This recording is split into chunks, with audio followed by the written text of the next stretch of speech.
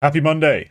Welcome back to Retake the Week. We've got a lot to talk about in between Counter-Strike being played, Counter-Strike 2 be played, and as well, some roster nonsense. I mean, we're having a bit of a mid-season roster mania. Like, usually we expect, the winter one, the summer one. There's certain periods we expect to see a lot of stuff happening. But recent events have shaken the scene up, and we're going to have to break it all down. So joining me as he always does is Quacker. But before we talk to him and hear what he has to say, because we don't really need to just yet, we're going to listen to me talk about our members. Because without them, the show would be terrible. The show would probably not be viable. And we'd still be, just on YouTube. No Spotify, nothing special. We're actually also on Apple Podcasts. I didn't realize it was on Apple Podcasts.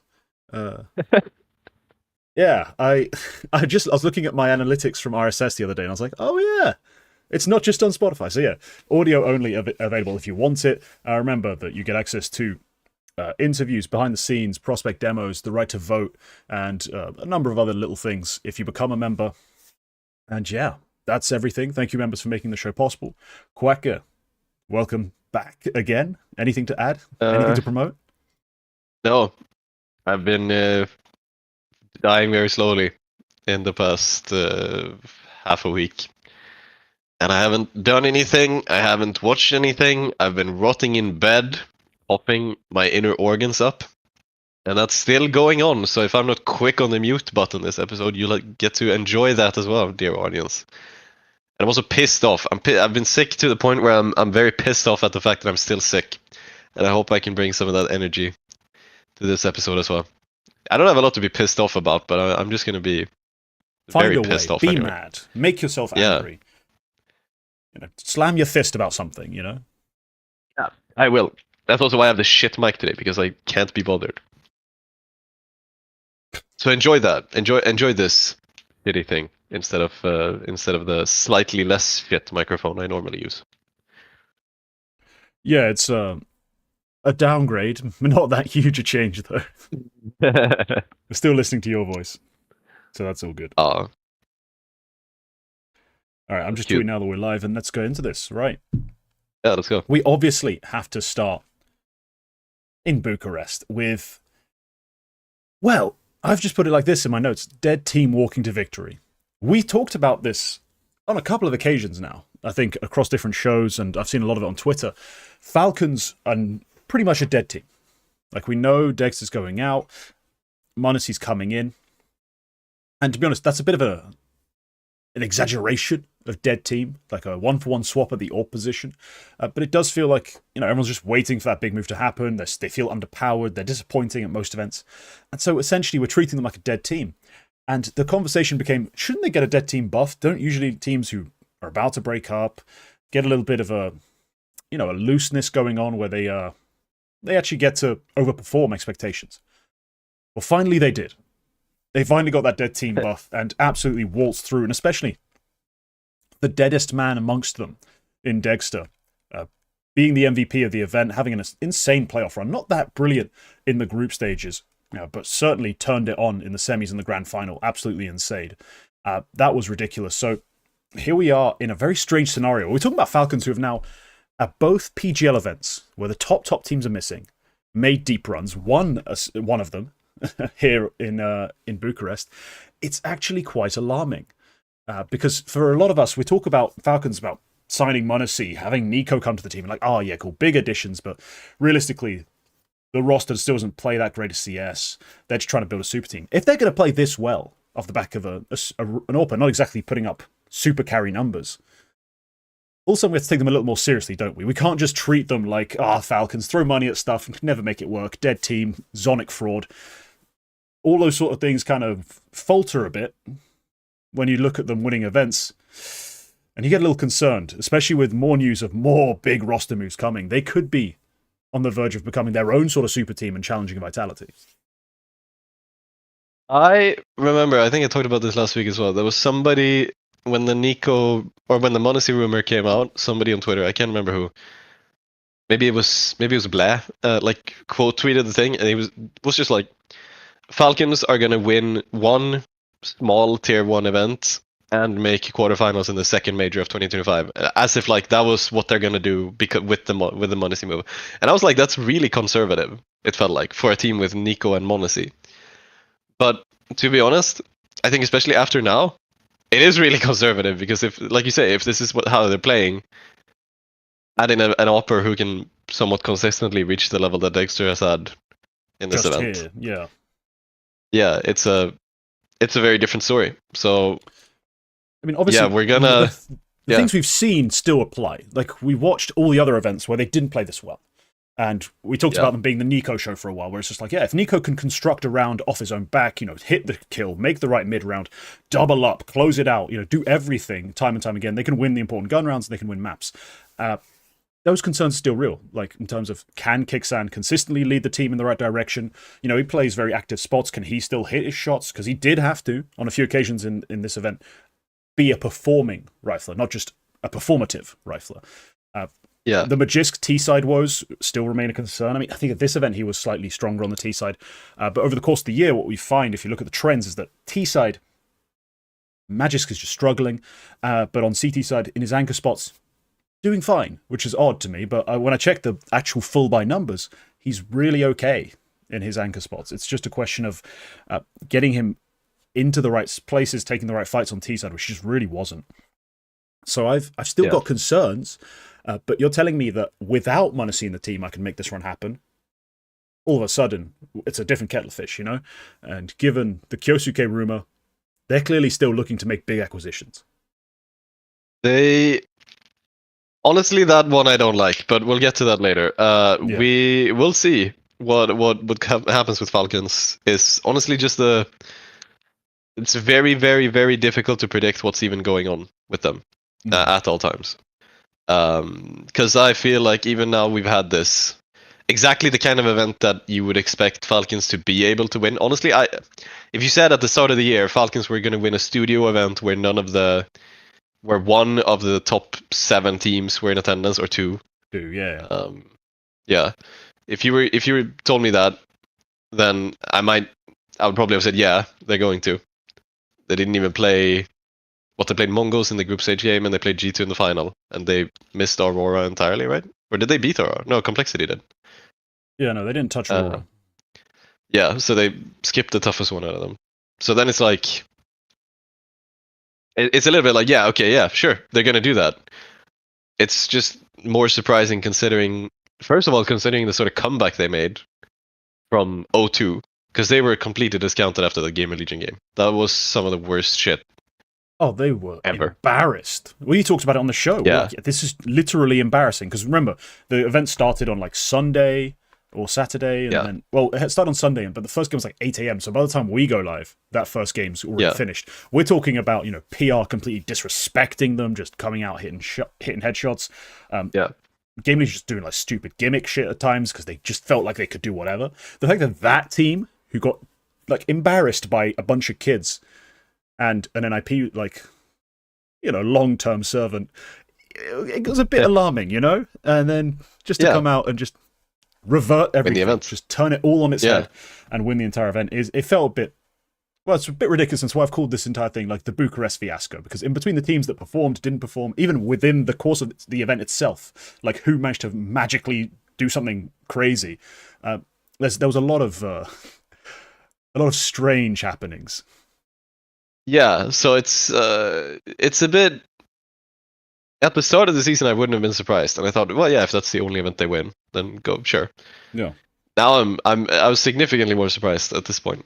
It feels a bit. You probably think like they're just going to be like top 8 maybe the entire year, right? They're not going to be great. Yeah. But this sort of event is an opportunity. Instead, they were very mediocre to bad, and then magically make it happen.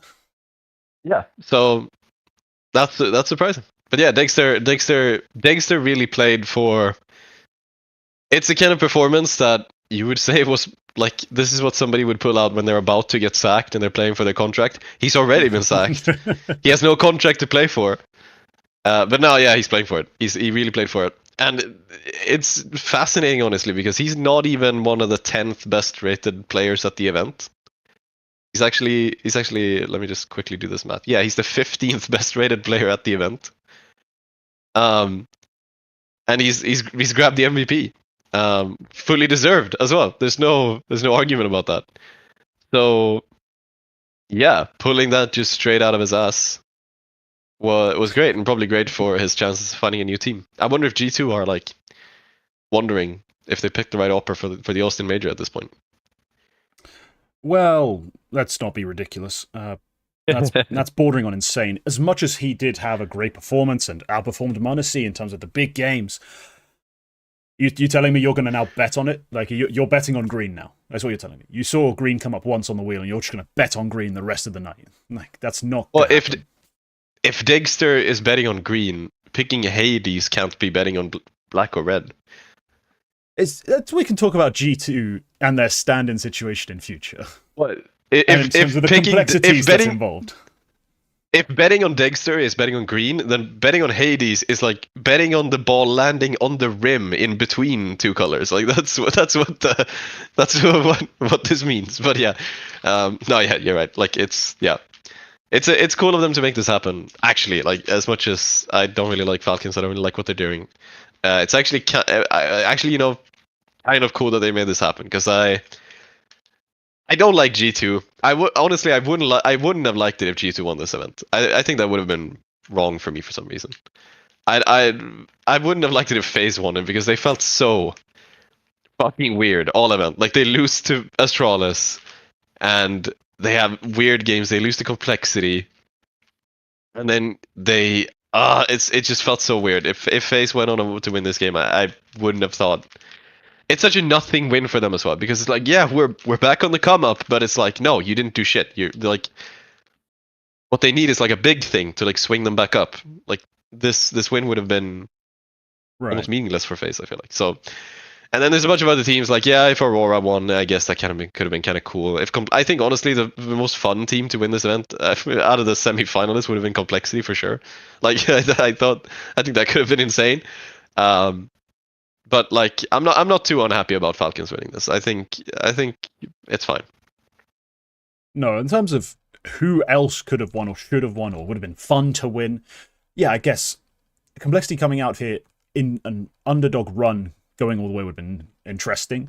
But for me, yeah, the event overall becomes a mess, because I'm coming into it expecting to see teams like, well, I did kind of expect Eternal Fire to do worst, Aurora, sorry, because I thought this would be the kind of event where they actually just take it off. Like, they really don't try. They take basically a chance to rest.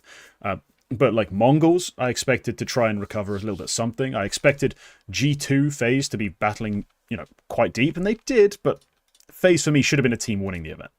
At least with ambitions to. And the fact that we don't see any of these sorts of teams win, instead it's a team who's replacing their AWPer, it's a bit frustrating. It's a bit frustrating in terms of what comes out of it.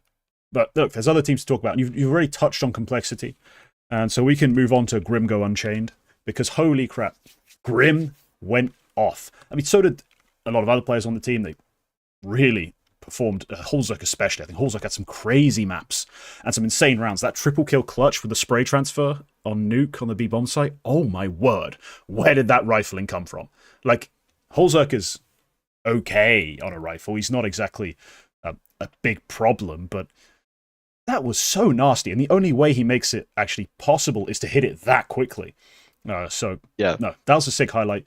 But overall, Complexity showed us way more than I ever would have expected, because I came into the event, I picked them as an underdog.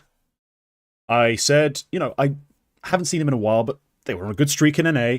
In EU, they put up BO1 wins again and again and again. They won 5 straight BO1s against solid Tier 2 European teams, which, whilst not much to go off of, when you're comparing it to Complexity's past form, results, things NA teams have done when they've come to EU, I was like, this is at least something of promise.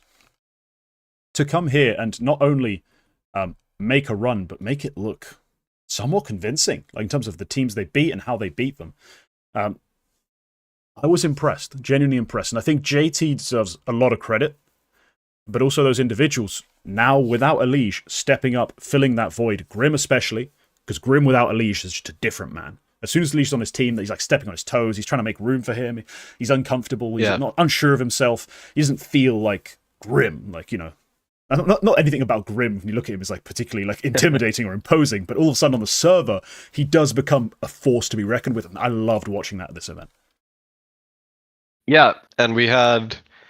Honestly, this is the fact that Elige steps on Grim's toes is, I wouldn't say a take, but it's a concept, it's an opinion which dates back all the way to the ancient times of 2020 Liquid, when he joined, and he was destroying on Triumph. For those, his Triumph rating was like 1.31. It's so ridiculous how much he carried that Triumph roster.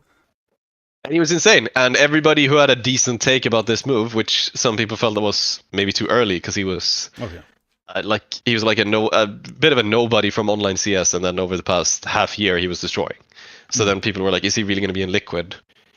But they went for him, and everybody immediately said he's way too similar to Elige. They're gonna have to ruin one of these players in order to make this team functional. And it was Grim who got ruined, and he didn't do too much, and then he was scapegoated.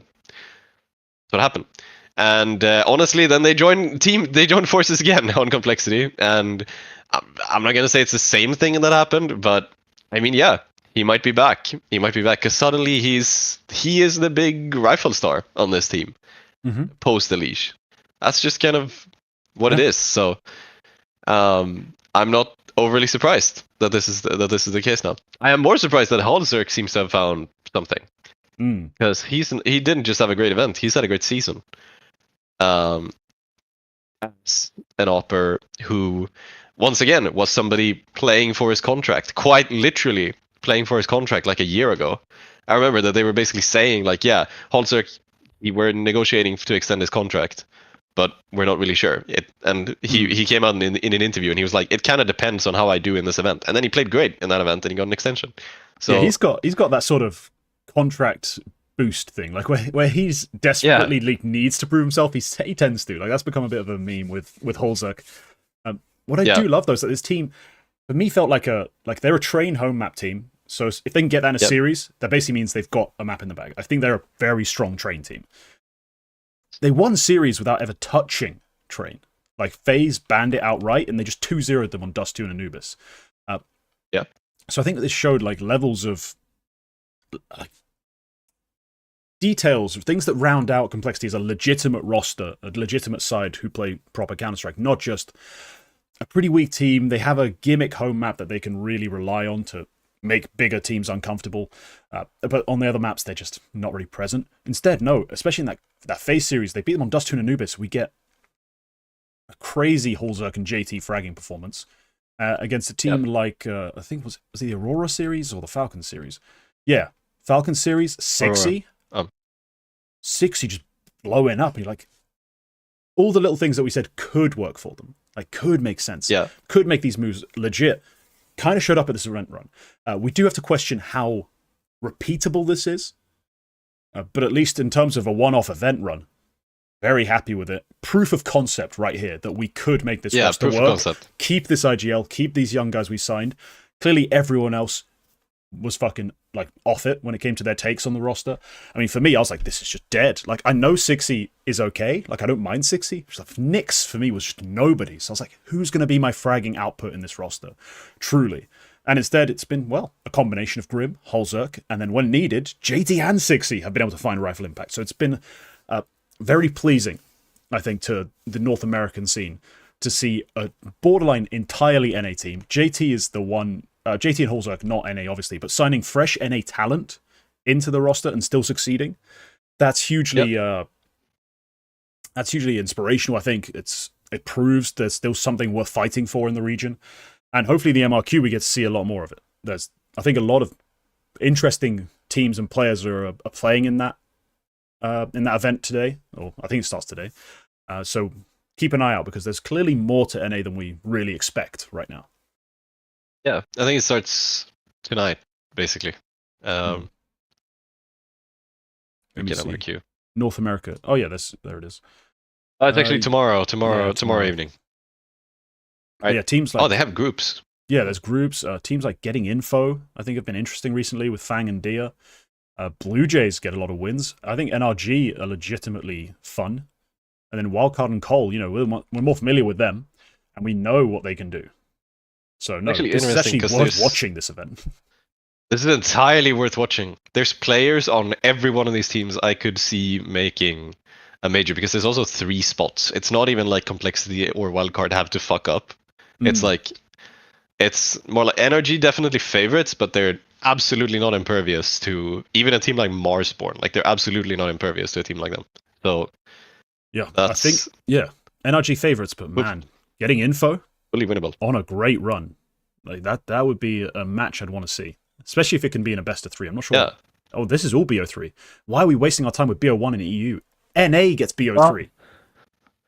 PGL have done it twice this year. All BO3 Swiss stages. And we're still doing best of 1s in the major. It's ridiculous. Surely it must be Valve who's choosing this. Because there's no way Blast, if Blast had the choice, they would have just done all BO3s, right? I don't know. Anyway. Because Anyway. There's probably more logistics involved than just deciding. But no. There was a lot more to talk about this event. One of the big shocks, but man, was it fun, was seeing Jcobb of Apogee, BetClick Apogee, absolutely unload in certain matches. Once it got to the last couple games, the hardest ones, I say that, he unloaded against everyone. He was actually pretty great early on. Like, BetClick played Furia, smashed him. Lost to that game. I'm sorry. Just completely going the wrong direction. But then played Mongolz, and that's the big shock, is the Mongolz game, where Jcobb just, oh my god. I don't even have to tell you. If you watched Ancient, you know what this is all about. Like, holy crap. He looked so clean. And for the first time I've personally seen him play a LAN, I've seen him play a bit online with Apogee. And Apogee, whatever, they had a decent run to qualify for this. And I'm like, okay, cool, we'll see them at LAN. They're not particularly impressive online team. And he's solid, but given everything else, you don't expect the craziest numbers or anything particularly impressive. Where did that performance come from? Where the hell did that performance come from? What a monster. I mean, sure, he fades towards the end of the groups. That's why they don't make it out. If he played like that the entire way through, they're probably a 3-2 team. For sure. Yeah. I don't know where that came from. And I think, honestly, the whole team played really well. It was obviously a lot of Jcobb, but there's also Hypex played really well. He had a really strong AWPing performance for him, yeah. Yeah, also kind of showed up in some of those series where Jcobb didn't really do. Like, he had a good map, really good map against FaZe, or really good. It was a fine map.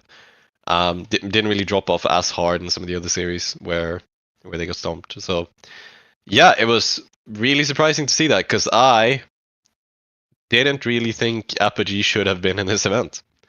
I thought they kind of fluked the qualifier. I'm just going to go through this qualifier. Yeah, they played Partisan, they played Leo, and then they beat NIP. And that was one of those depressing, like, you shouldn't have lost that game. Wins or losses for NIP, then they beat Fnatic and they make it through. They beat BetBoom, and then they beat OG. They actually kind of destroyed them. 3-1 in the best of 5, and that's how they made it through. And I actually thought, absolutely no way they do anything other than 0-3 at this event. And especially considering Heffa, I had never heard of this guy before he won the Bucharest qualifier.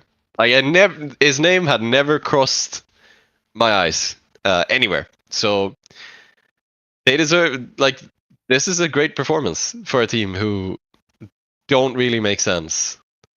Didn't really make sense being here, and they put in a significantly better performance than what most people would have expected. So that's really solid for them. Like, especially, I think the Mongolz win is obviously impressive, but I kind of feel like maybe Mongolz disappeared a bit. Honestly, maybe the more impressive win for me is the Astralis win, mostly just because I feel like Astralis still gave it their all. Like, it's like, that's more like, oh, you beat them. You beat them when they were both going 100%. Mongolz is more like, well, they must have had an off game. There's no way Apogee beat Mongolz when they're just playing their regular game. Astralis is more like, yeah, if Astralis put in there 100%, Apogee could beat them. So that's more like, I almost feel like that's more impressive, because it's more like, yeah, you definitely proved you are the better team here. Which is insane to say. It's also a decent spot to talk about how this event has changed the VRS, because I hadn't really thought about this.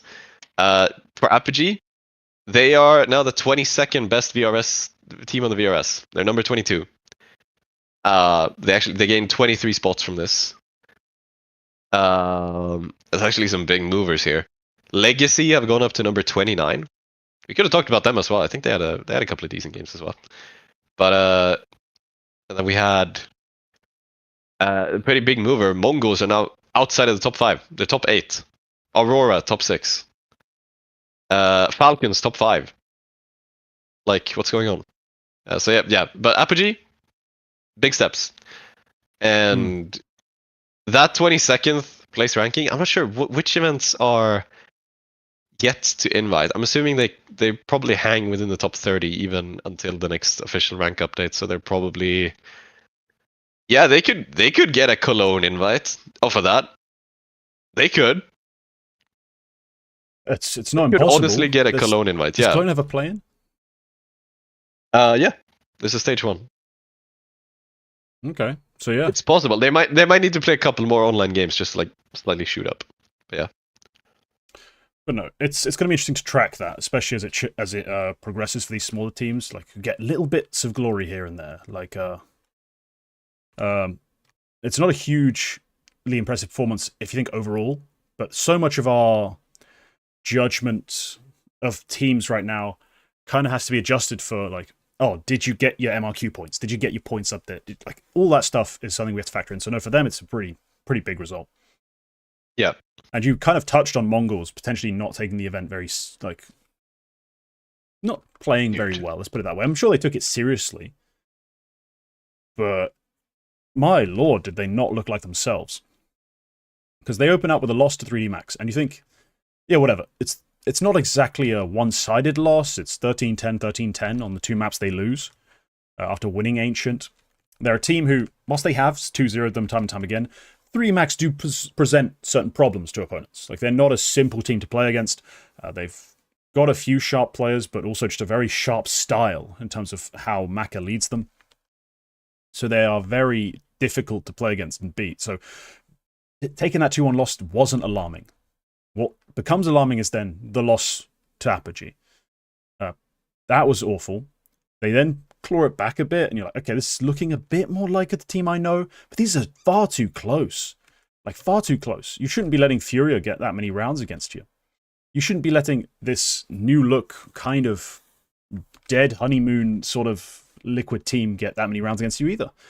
So when they finally get to the 2-2 game against Falcons, you're thinking, okay, squeeze through this one as well. Show us the real 11 in the playoffs. No, instead, OT, Ancient, Map 3, they get knocked out by Dexter. Yeah. He has a huge series, but also a big Map 3.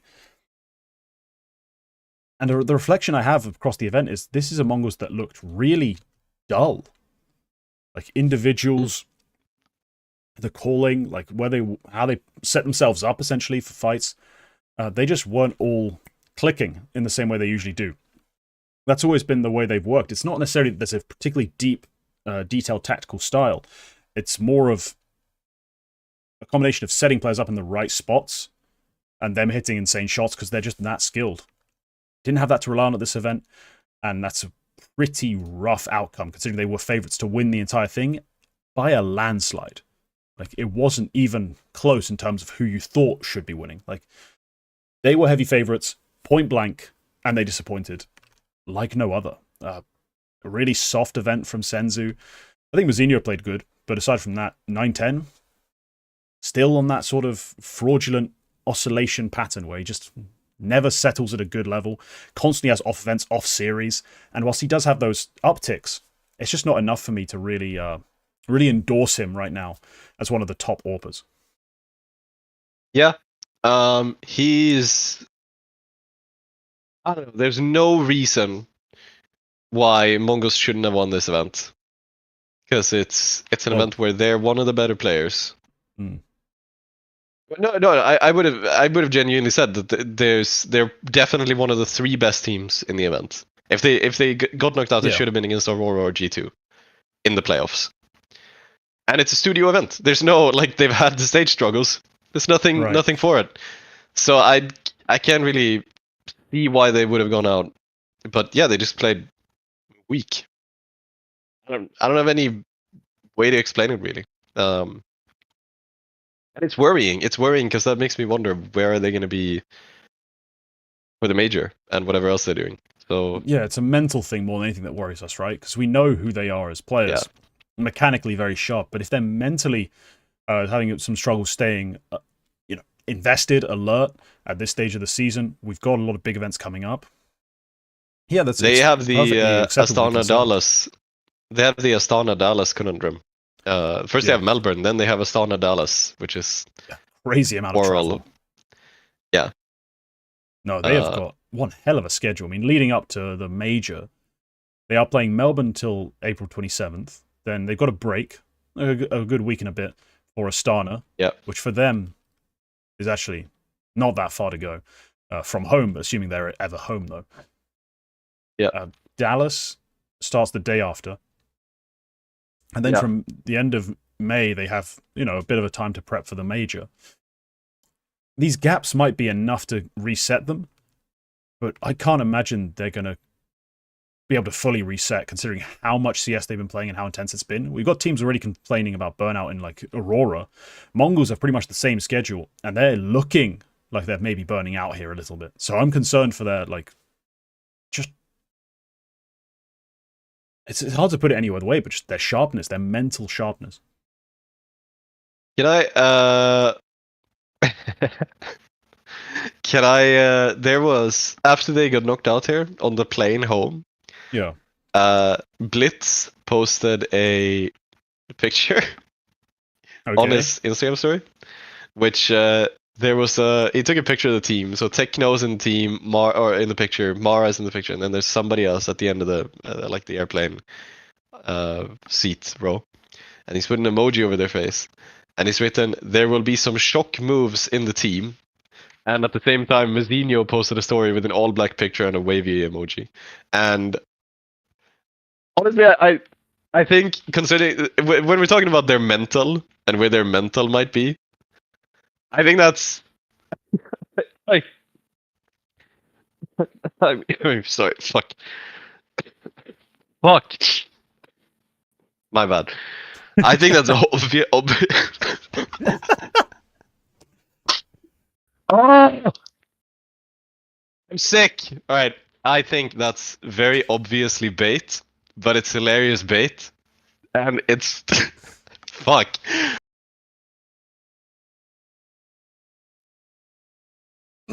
I will fill for a second if needed. Next point. Let's talk about Liquid. You want to move on to Liquid? Just screw it. Fucking move on to Liquid. Let's do it.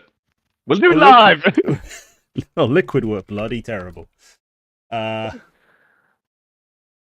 looked so bad. And let's be clear, when Shuhei comes in, we do expect. Traditionally, you expect some difficulty early, right? When you're bringing a new IGL. Not everyone does the mouse, where just you give a new guy a GL ship and then magically, oh my god, we're winning everything. But the fact that this team couldn't just talent their way to a fucking win is crazy to me. They played Legacy and Virtus Pro at this event.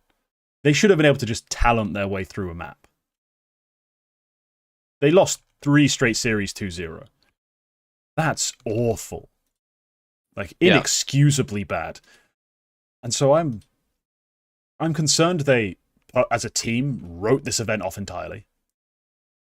Like, showed up just to show up. And they magically, like, they got that sort of confidence, like, oh, it's fine, we'll be fine in future. And I'm kind of horrified that even not taking it very seriously, no pressure on your backs, you couldn't win a map. Like, no one expected you to go win this event. But maybe the build-up of expectation of maybe everyone's just, like, talking about how you need this exact move, you finally get it. Maybe you built pressure in your own minds, but seriously, in a studio, you couldn't find a single map win? Like, I'm really, really confused about how they expect to take anything positive out of this at all. So I'm watching Liquid with a very concerned eye right now. Because I get it. The Mongolz series is probably the one you like. 2-0 to Mongolz. Yeah, I mean, you got some rounds in. But to get destroyed by VP on Dust 2. And VP have some solid players. There's no denying it. But you guys should be able to pug your way through a map against these guys. And yeah, just got absolutely annihilated. I'm frustrated if I'm a Liquid fan. As someone who's not necessarily a Liquid fan, but just expecting more from them, I'm just kind of concerned. We'll see what they do in their next event, because this is basically a result that screams next time will be better. It can't not be. It just can't not be. So Melbourne, they open up with a revenge match against VP. If you can't win a map this time, if you really can't win a map this time, maybe JKS should have stayed and NAF should have fucked off. Like, let's just say that hot take that some people were sharing might have had some validity. Like, he's not exactly impressed anyone this year. He's been kept on due to tenure, due to experience, like who we know he can be, and who he has been for like 5 years of Liquid struggle. If he's still shitting the bed come Melbourne, and the team are not winning anything, it's going to be a really awkward conversation about Nafly. Yeah, he's in a big slump, and I think the expectation is Chewy's going to fix him, and he's going to make him actually play well again.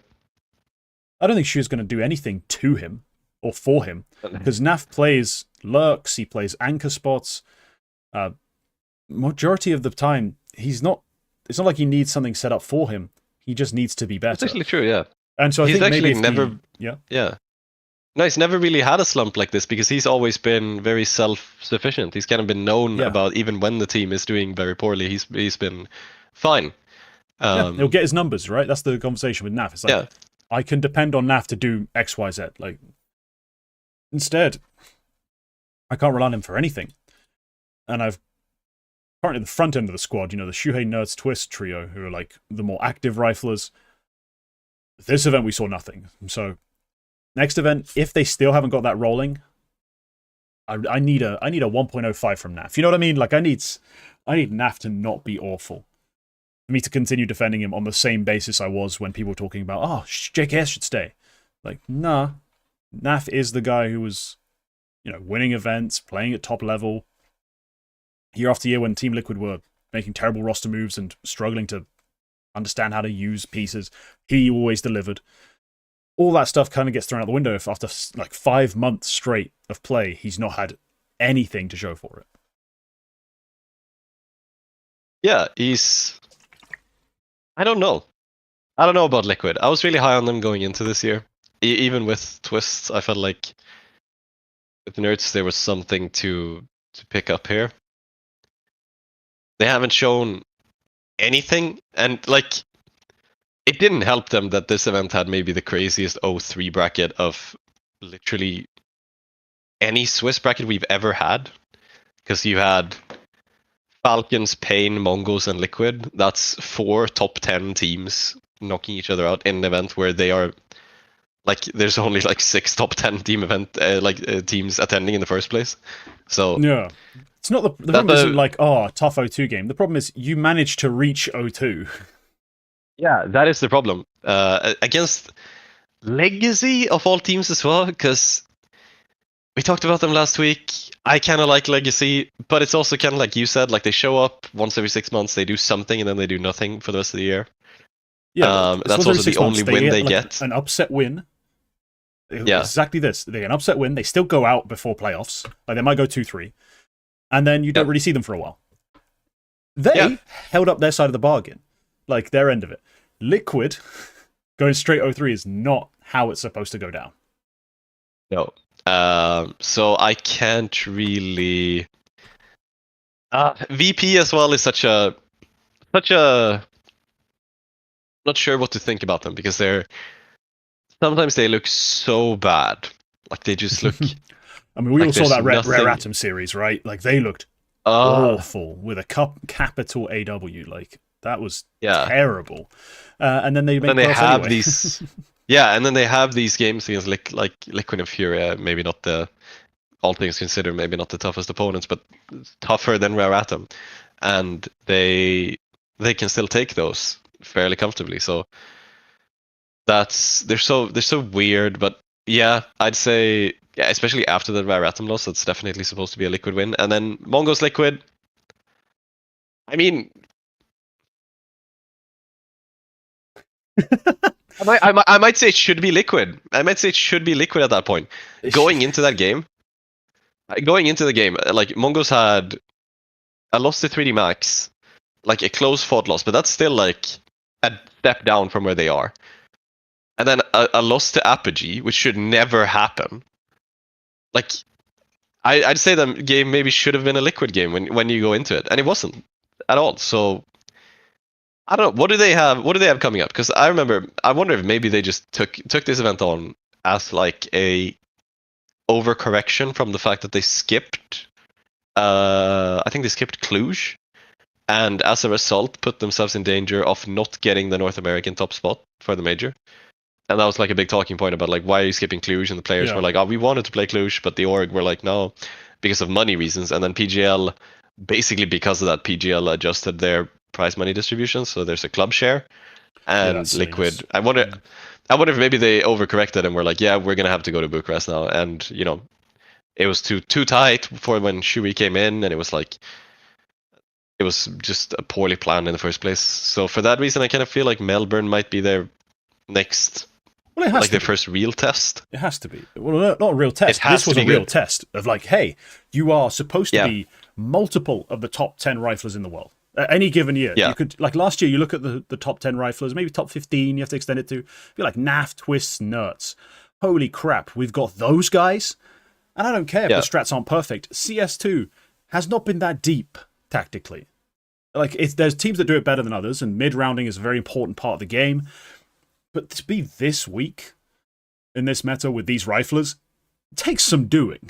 So Melbourne, you have to be better. Hell yeah. It has to be better. They have a tough group. They have probably Vitality even if they win. And if they lose, they have either... they have pretty easy teams if they lose. At risk of facing Falcons or Na'Vi in an elimination game. But yeah, it has to be better. It has to be much better in Melbourne. Yeah, what's funny for me, sorry, just a very side note thing. Melbourne, we have a double swing recorded for it. Members will already have watched it, as in, I think every single one of the members has watched it. Oh, thank you for becoming a court spectator, Gary Hand. But yeah, it's now been entirely cucked by certain roster moves being confirmed ahead of it. Certain changes, like Spirit being replaced by Cole. Oh, which is a strange detail. But also, yeah, Liquid. We didn't have much expectation for them when we recorded. Holy crap! I think everyone's happy they avoided picking them entirely. Like this is going to be a very, very strange event for them. A very important one as well. Let's talk about someone else. Do we have anyone else that you want to bring up? Like who made your eyebrows raise? Like who really piqued your interest at this event? Honestly, as much as we talk about them appearing and disappearing, I think Legacy might have found something legit with Lux. I think Lux maybe is that key which unlocks their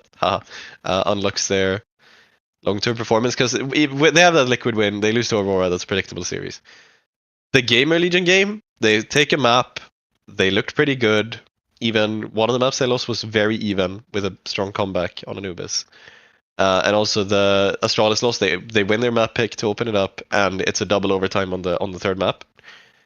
That's solid ahead of like the next thing they play is the South American MRQ, which is about to start also tomorrow evening. Where they have I'd say they're the best team in the group. They have Red Canids, Fluxo, and Bestia. And I'm cautiously thinking that maybe this team is starting to look solid for a Brazilian squad. Because it is just the upset win and then nothing. But I think it's a bit more nuanced than that, because it's much closer than that really gives them credit for. And I don't know. I think maybe there's something real here with what Lux is going to do to the squad. So maybe them. They kind of went under the radar because so much else happened in this event. But I'd maybe, I'm not gonna say I'll give them the benefit of the doubt in that regard. But they also have Dallas coming up. Like if they can do something there in one of those groups, even if it's maybe not another huge upset win, but if they start beating like their more equal matchups, like if they face a 3D Max or a Furia with Molodoy, or like a if they face a team like that and they can, maybe if they can even repeat the Liquid win because they're also there, that's that's something which is gonna make me like go, all right, maybe Legacy are getting closer to like an upper range of an upper level of Brazilian Counter-Strike or South American Counter-Strike. They're already better. They're already better than Imperial, so they're already top 4. And then MIBR and X and MIBR are looking kind of wonky. They're better than Imperial, are they? I'd say that, yeah. Yeah, you're wrong. They're not. Imperial are dog ass. It's just a try. Nobody else. I don't care. That's try. Try is better than. Look, Legacy go 1-3, right? They beat the shakiest of Liquid, like possible. Yeah. They then lose 2-0 to Aurora, and like, predictable series. Aurora their best player is dying, like borderline literally, from back issues / stomach issues. I think it's just back issues. It's just the way it's felt across the body. They've been complaining about burnout and playing this ridiculous schedule the entire time. So they didn't look great at this event, and they got 2-0 by them. They then lose to Gamer Legion with their alleged Wonder Boy basically not using his mouse. Like, Dumao, terrible. I'm supposed to believe in that guy? No. And then they go lose to Astralis. Oh my god, that's the freest win. That's the freest win you could have asked for. You got to play Astralis in your 1-2 game. That should have been a win. If you're as good as you think you are, as good as Quack seems to think they are, I see your hand. Why are they not winning these games? Why are they looking so bad? Why do they not have an AWPer who can actually hit a shot? Like, there are so many problems with this Legacy roster. I don't care that Lux has unluxed something. Like, they're just not that strong. Legacy are the only team outside of the top 10 of the ranking to have beaten Gamer Legion on Inferno this year. All. Like, that's Gamer Legion's map. They do really well on it. And Legacy beat them. And outside of like G2, Mongolz, and Falcons, that's the only time Gamer Legion have lost Inferno. So while beating good teams like Mouse and Pain. Did you watch that game? Actually, I did actually. Yeah, they looked pretty good. Yeah, it was the hardest anti-strat I've ever witnessed. Solid. Lux is the IGL, so that's Lux then in that case. It's probably not. It's probably the coach. But more importantly, it took hard anti-strat. They had every answer, and they won an OT. Like, that's the best. You can't do that to win series, to win proper like matches. This is just, they lost that series itself. They couldn't prep their own fucking map pick or a decider. They spent so much time fucking optimizing an Inferno counterplay. I'm not interested in this team. Like, really not. They perennially disappoint me. I've been rooting for Dumao for like 6 years at this point, and every event I get the same thing. Like, oh, Dumao's super talented. Look at this series. Rest of the event, Dumao might as well not be there. Like, he is the epitome of the squad. I don't really care about Dumao or Lato, to be honest. I think they're here and there. But they're the best players on the roster. Nissim is the only guy I care about, except Nissim and Lux. They are the guys I want to see succeed. And I'll follow them through fire and water. Sorry, that was a direct translation of the Swedish. Yeah. Through fire and water. Yeah. Okay. Over land and sea. Sure, that makes sense as well. But no, I'm not invested in this Legacy roster. Fine. I don't think they're going to do anything. We'll see in the MRQs, and we'll talk about the MRQs soon. And you could probably make your little prediction that they will be super duper good. I'm sure you will. Do you know who didn't beat Liquid? Imperial. Oh damn, you got me there. Got me there. Checkmate, atheists. Right. Aside from wasting my time with Legacy. No, I don't have anybody else. I think Aurora losing the complexity is maybe worth talking about, but we already talked about complexity. They're great, and Aurora, like you said, they have some issues right now. There's some issues. They Very make turbulent time playoffs, for and that's what I've been giving them credit. Through all their problems, they're still making playoffs. They're still actually a half decent roster. So yeah, it's just they have a very messy situation right now with switching orgs, which seems to have been not an entirely smooth process. And also, you know, the Taurus has his thing, and they have a very busy schedule, and it's like it's a lot for them at the moment. So I'm not gonna say that excuses them, but it's not particularly interesting to give Aurora a label of over or underperforming right now, but because they have a solid level. They're probably overperforming expected results given their condition. Yep, they're skipping Melbourne, which is good. Good for them, I suppose. Take the break. Take the break, please. But okay, let's get onto the small site retakes. We got a couple little things to talk about. Now, my one. This is weird, but this is honestly, it might be an incredibly smart move. So, as I've put it in my notes, Spirit acquire all children at Faceit level 10. They're going to be signing 4 academy rosters, which is insane. An under 12s, an under 14s, and 2 under 16 rosters. Essentially just fleshing out a full sort of academy system. Not just an academy team, an academy system from top to bottom. The funny detail, I'm not sure who tweeted this or where I saw this, of technically you need to be 13 to use Steam or Faceit, and they're signing an under 12s roster. Yeah, this is true. The kid they signed who was 9 years old, immediately afterwards, Faceit were like, "Oh, this guy is 9 years old, you say? And see you in 4 years." Like that's like them announcing that they've signed this 8 or 9 year old kid was what made Faceit realize that this kid was 8 or 9 years old, and they banned him. Because like you have to like.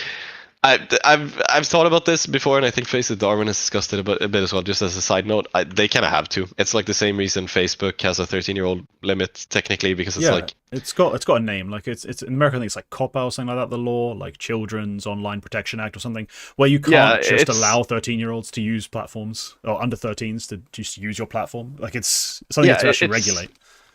It's something, I don't know if it's like legal repercussions or just protecting themselves from like lawsuits or something, but it's like they have to. There's nothing. And Faceit is a social platform, so yeah.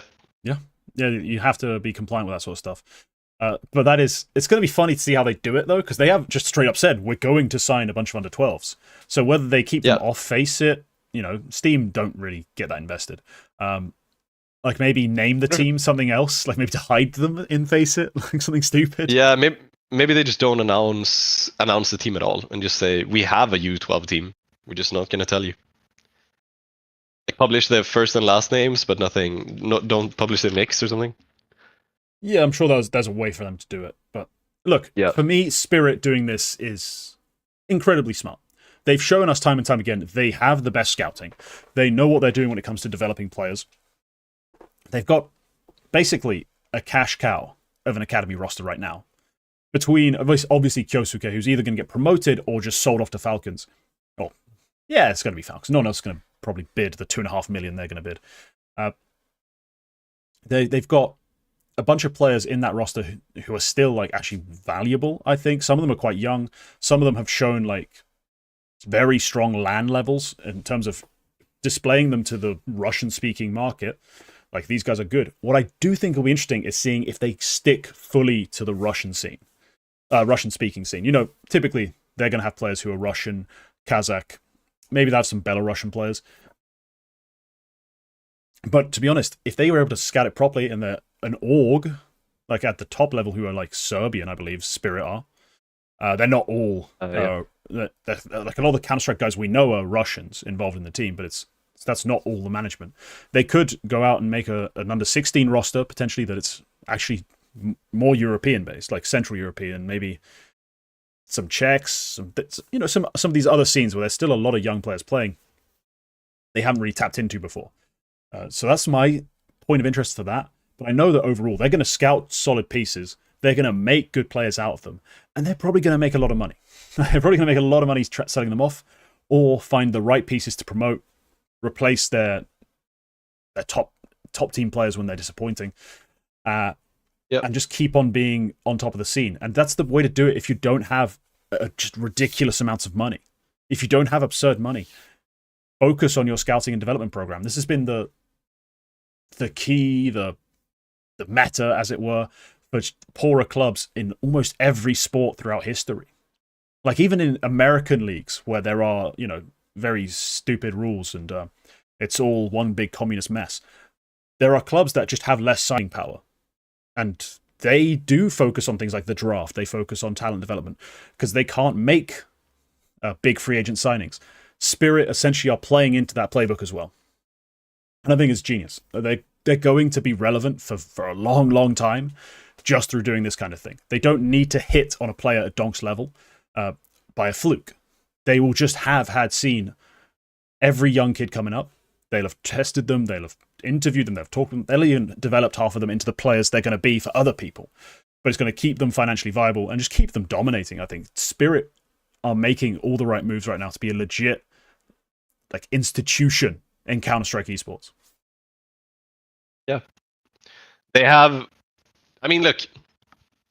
Just to rattle off some names of how successful Spirit Academy has been. Here's a couple of...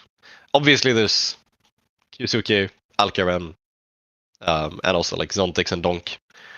Art Frost, another obvious one. But here's some other ones that you maybe haven't thought about. Siren was here for a long time. ZNX, the old, he's not particularly old, Belarusian player who's been pretty promising at times. Patsy was here. Owner was here for a long time. Nickelback was here in 2017. Passionoy as well has been around here. Alpha and Mayonnaise. Target Flamus was here for a bit. Chiron as well played We Play Academy League season. So very solid names, and they seem to have for a long time they've maybe more than any other team actually put resources into scouting. I think maybe Navi are maybe Navi are the only other team who have done as big of an effort. Maybe Big have at least previously had a big academy effort. It's just it hasn't really produced a lot of products. It's been very honestly the big academies were a bit wasteful, but the Navi have actually done essentially what this is trying to do, which is go deeper. Like they had Navi Junior and then Navi Navi Academy was even younger players. I think the entire thing is the academy, the Navi Academy system, but then they also always had Navi Youth. They had the main junior roster, but then they also had a youth roster which appeared sometimes when neither the main or the junior team could appear, and that's where Headtrick and Fear and Cynics and those kind of players played their first games, and then prove themselves they can move up when there's a spot. So even current Navi junior players like Symmetry and Jugs also played on Navi Youth when this international what is it, Jugs? I don't know. I've always called him I call him Jigs or Jugs, depending on how funny Jugs I'm feeling. is probably good. But yeah, I'd say Jugs.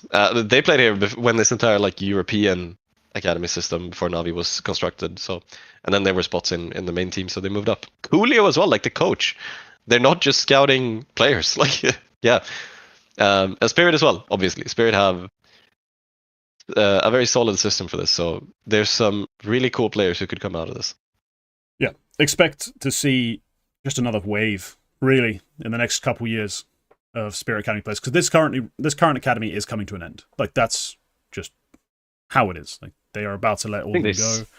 It's been announced officially. I think they said as much as well. They're going to be available for transfer.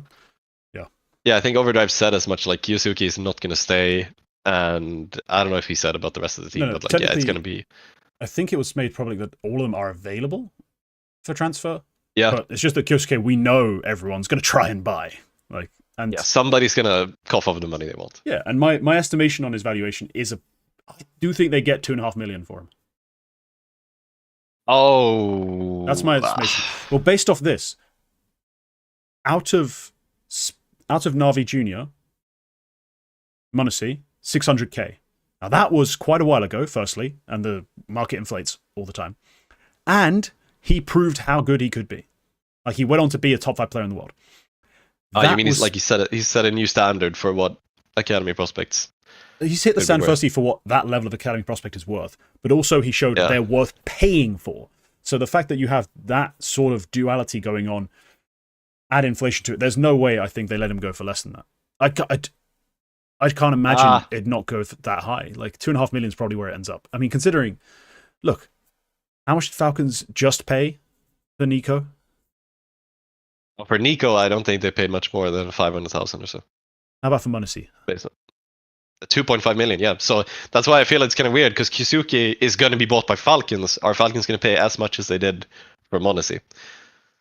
How did they get to the 10 million figure for the offseason? It was 6 million, and that was just for the heroic core. They paid 6 million for the heroic core. Yeah, they're spending 2.5 on this kid. They're spending 2.5. But if you're putting money on that, it's like, yeah, you have so and so much for these 3 players, but how much are they actually paying for the VRS as well? So it's how much are you paying for the future top 5 player in the world Kyosuke medals? Like, he's going to be top 5 at worst, pretty much as soon as he comes out of the academy. I think he's definitely north of $1 million. Maybe $1.5 million, but You'll know find it before hard to believe that. You'll know before I do. You're the journalist here. I'm telling you, 2.5 million. The Overdrive's Twitter. I'll say.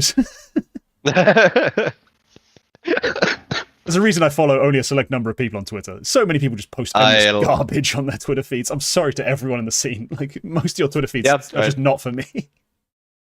Yep. I think they go north of 1.5 million maybe, but I find it hard to believe they'd pay as much for him as they do for Monesi. No, they want to or not. That should be the price. Yeah. Yeah, fair. It would be so fun if he didn't end up on Falcons. Please put him somewhere else. I mean, save my boy Tessus. Actually, no, put him on Falcons and put Tessus on a better team. He could just end up on Spirit's main team. Like, the implications he won't, based on those public statements. But my word, just put him on the main team. Why are we wasting our time? Yeah. I think Overdrive more or less said that he's not going to. Yeah. But yeah. Agreed. That's essentially what he implies, but I don't want it to be true. But alright, small site. What have you got for us? There was a LAN event in Sweden, and I want to talk about it, because this was one of the ones which was talked about actually quite a bit internationally, because it was one of the ones that some teams signed up for to get free VRS points. This was what I hope is going to be the new meta, what hopefully this new set of regulations is going to be, and it's going to promote local LANs with big VRS points payout, which is honestly, or rather VRS points payouts that are bigger than the teams attending, like bigger than you'd think the event was actually worth. That's what's happened. This was in Lund in Sweden, and I couldn't go because I had tickets to a stand-up comedy show, and then I also got sick, so I missed that as well. Double L for me. But yeah, we had some cool teams attending. NIP were here. One of the first, probably the most notable sign-up, because they're also going to Fragadelphia for the exact same purpose. Because if they score a win there, they'd get really good VRS points, and there's a bunch more actually. Only the quarterfinals and onwards were on HLTV, but we actually had 20 teams signed up. And I'm going to rattle off a couple of them, which are fun. So the people who made playoffs, the winners were Ukrainian team TNL. And honestly, this win is like, now I think I'm starting to think this team is pretty legit, to be honest. Before I've always looked at them and they were like, yeah, these guys are like United 21 level merchants. I'm not quite ready to pick them as prospects. I'm not quite ready to like consider them to be a good side. But now that they've actually taken this win on LAN, I'd say, yeah. Fuck yeah, I might start picking these guys as prospects if they start having good weeks, and I'm going to keep an eye on them. Also noteworthy, speaking of VRS, they gained 50 spots off of this win. They're up to 51 in the world. Jeez. Up from 102. So they gained a lot. NIP actually lost. They went from 66 to 75. So sucks for them. Oh my god, I want it to work.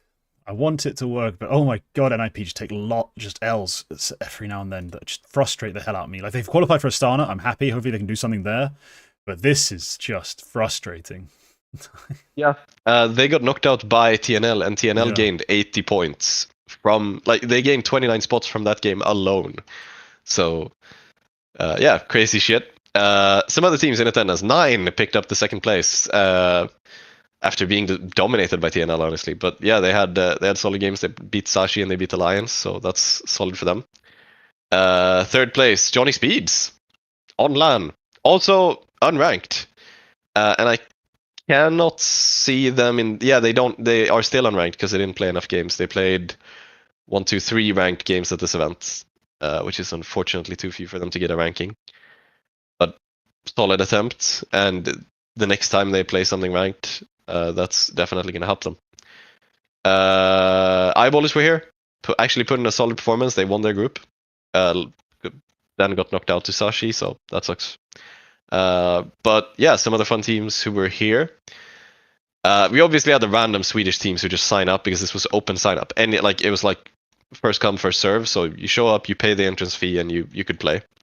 And so there's a bunch of mixed teams here. Like Migo Short actually won a qualifier to make it here. That's with like TVS and Silence and Brillo, mixed team. But Medisport X were here. Shout out Pakesh, coach of Medisport X and friend of the show.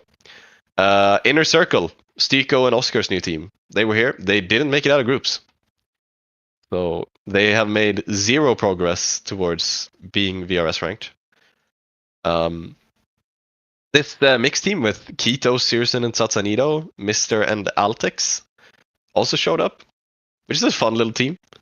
And then Tricked, we spoke about in the pre-show, because they have a roster which I didn't even know they'd formed, but it's Valde, Leaks, Queenix, Nodios, and Salazar, which is basically the old Copenhagen Major Ecstatic roster, but almost upgraded, maybe. Yeah, generous to call it an upgraded version, but it's not bad. It's not bad. It's definitely not bad. Regin It's as very coach as well. Danish. It's extremely And Danish. I don't mean that just in terms of nationality, just in terms of, yeah, this team is just, it's whatever. This team could have existed at any point in the past 7 years, and it would have been entirely logical. Like, exactly Bro, this team. Why does Leak have so many names? Leaks. His full name is Jamie Bugger West Jensen. Oh, What? damn, dude. He's bugging. Yeah. Solid name. Yeah, it's an aggressively mid roster, but that's part of what makes it aggressively Danish. Yep. But no, yeah, so WTNL, W Swedish teams, they actually did a solid job here. It doesn't give that much of a gain on the VRS. I think actually Alliance and Eyeballers both lost like 1 or 2 spots, but they did solid. In terms of individual performers, Dawi was really big, the best player in the HLTV games. Lyrax also really good. Davi's Draken, a beast. Yeah, Draken put in a really good performance as well. And Bob XD as well. Bob XD played really well for 9 on home turf. So that was good to see from him. I don't think Melo 9, he was fine. He didn't really have the same impact as we would have expected from him maybe. But yeah, Davi played really well.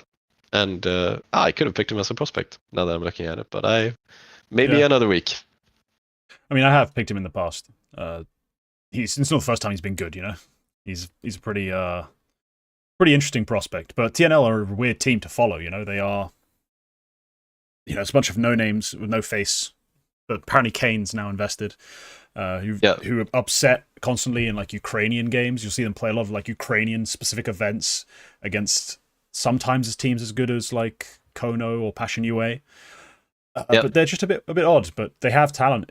Davi especially, but also Flyrax for me has had some standout events and standout runs. So no, a fun team to follow. Who clearly here, showed they have some real stuff. Like they got a new level that we don't really expect to see from no name, no face players. Yep. All right. Solid stuff. Yeah, let's talk about something a little different. The Impact season has just finished, the regular season, that is. So let's briefly, we're going to talk about the results. most of which you are basically implying it's all very boring or very predictable. And whilst that is true, I think there are some Boring. interesting teams to talk about, some like tiebreakers that ended up mattering. But of course, we do begin in Europe, and guess what? Imperial Valkyries made it to the LAN finals. I know, big shock, big shock. Everyone act aghast, do the sort of thing, like it's alarming. But yeah, joining them from EU is NIP Impact, DMS, and Prototype Blaze. Of course, the French national team actually performing. Love to see it. I called for that team to be made after they played together at the ISF, I think it was. Sort of the national teams event, and they played super well there. Look, here they are, Impact League. Real competition, no national team stuff, and they're still performing. Finishing 3rd to 4th, second in their group. Second in the group on tiebreak? No, not on tiebreak. They were in the Group A. They just lost to Imperial. That's it to start the season, but won every other game and make it through. Love to see it. Huge event from Rachel so far. She was the key to them being competitive at ISF. She was the key to Let Her Cook being competitive during, I think, Season 5. And yeah, she's back to beasting again. Huge from the entry fragger.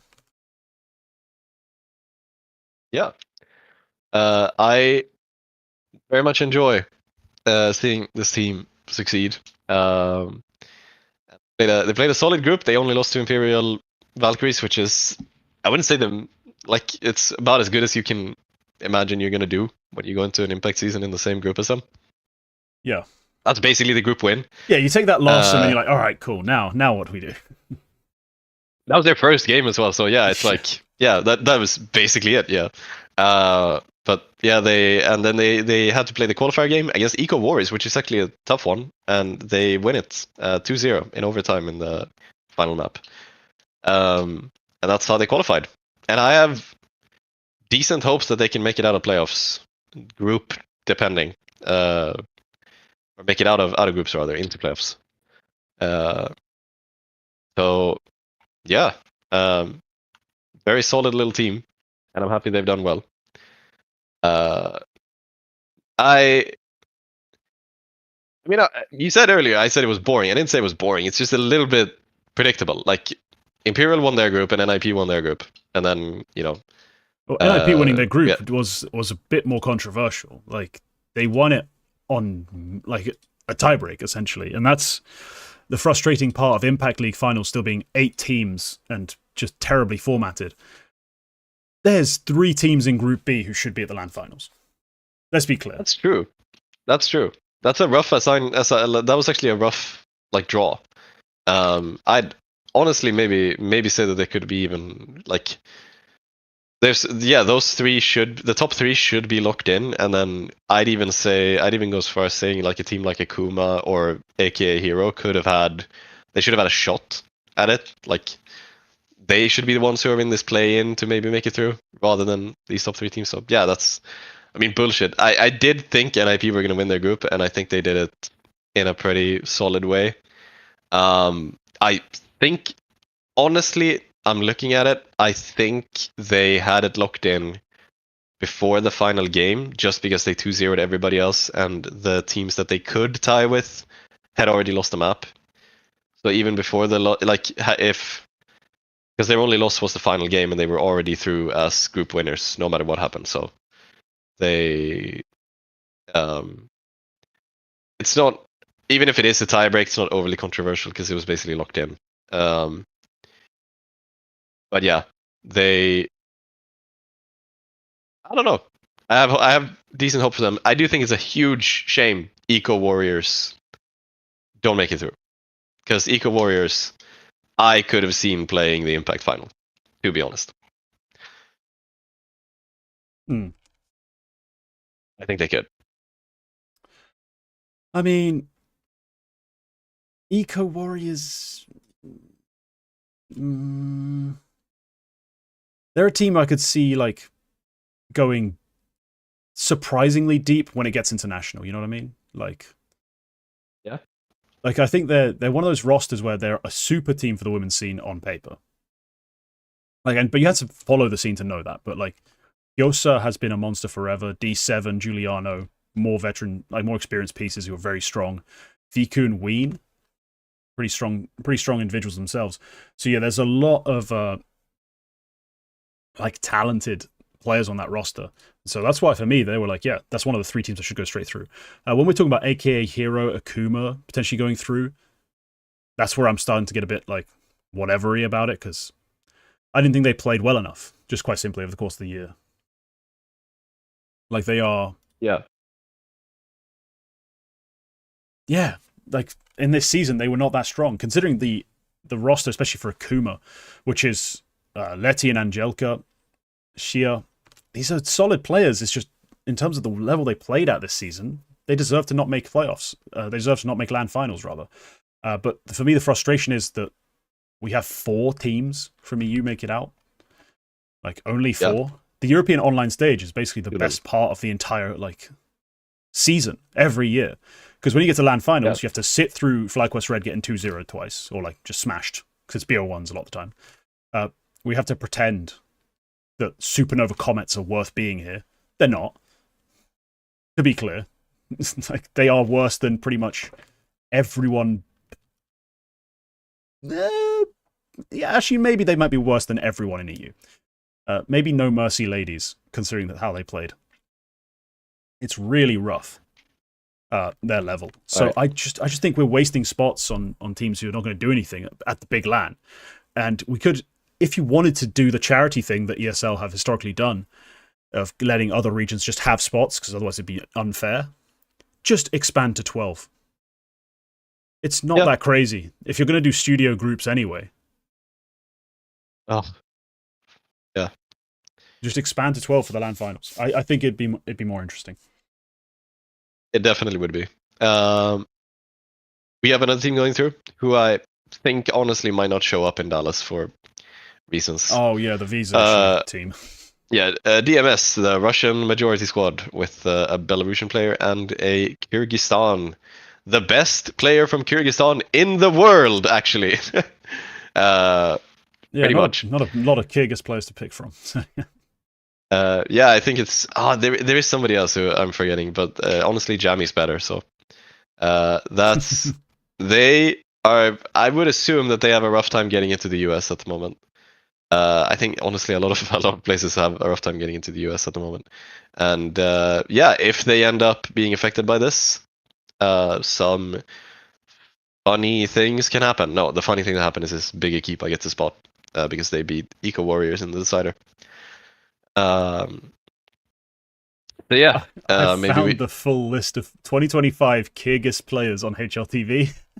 Oh, is it just Jammy? There's Jammy right in the middle. And then above her is the 5 Kyrgyz players who won a Kyrgyz event. And beneath her is the 5 Kyrgyz players who lost the same event.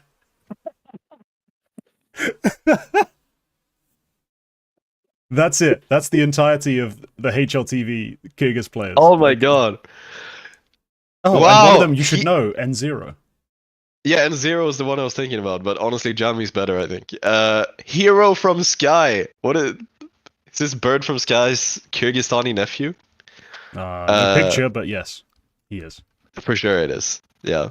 It's always fun seeing like random LAN events attenders, like random national LAN, and then seeing what sort of weird nicknames they have, like Hero from Sky or At a Question. Anyway, yeah. This is entirely beside the point. Yeah,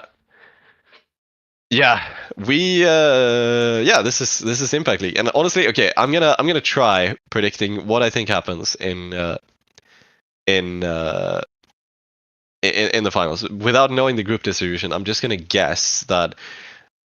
Yeah, let me just go through this real quick. If I was seeding this group, I'd put Imperial and Furia into 2 different groups, and I'd probably go like. I'd probably guess that. All right. I'll say Imperial go through, Furia go through, NIP go through because they're going to be in the group with one of those 2. And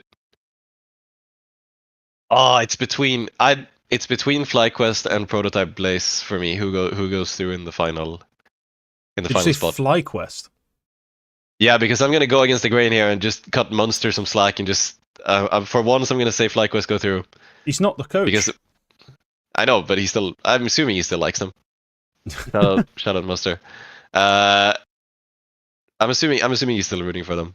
And he's laid the groundwork for this team. It's his this is his victory as well if they win a game. Okay. Because honestly, like it's like MIBR won't do much. I don't think Supernova Comets are doing anything. Are you mad? MIBR FE are gonna be a good team at this event. Like they are good. Like sure, they're not as good as Furia typically in their matchups, but these are some good players. Like Youngher, Poppins, Gabby, Goddess. Like these are good. Gabby's Impact really players. Good, yeah. Like this is a far stronger team than FlyQuest Red or Supernova Comets. I think they're better than DMS. I think they've got they'll give Prototype Blaze and NRP Impact a good match. Even if I do think they lose those series like 2-1, I think they give them a good match. So I need to give them more credit. And yeah, look, I'm not saying FlyQuest Red are full of terrible players. Like BBon is one of the best FE players. Marie I haven't seen much of, but all in all, they're still lacking compared to EU and Brazilian teams right now. I don't see it. If they can prove me wrong, obviously, but I think it's absurd to walk into this event and be like, you know what? FlyQuest Red are going to not be last and actually make playoffs. I'm going to say, just to cut against the grain, I'm going to say I like FlyQuest Red, and I'm going to say they make playoffs just because of it. Just because of... It's time they did it. It's time they did it. And it's time that somebody believed in them. Yeah. Let's do it. Let's get it, FlyQuest Red. Let's get it. They even lost to Supernova Comets in their group this year. In the online stage. They managed to lose to Supernova Comets. That's actually rough. That's actually really rough. Okay. Hey, well, you've made this bed, now die in it. So... Yeah, I'm going to make it. It was a double 13-11 and Marie was playing from fucking Europe. Yeah, okay. Excuses. Still lost to Supernova Comets. They're bad. That they smash every time in Empathy and all those others. They lost. He was playing from Europe. All right, let's... yeah. There's one more piece of news we haven't talked about Impact. The final is going to be in the IEM Arena, which is actually cool because they're playing on the same dates. They're playing at the same dates as IEM Dallas. And so the grand final is going to be... Match. They will literally be the show match. And that's good.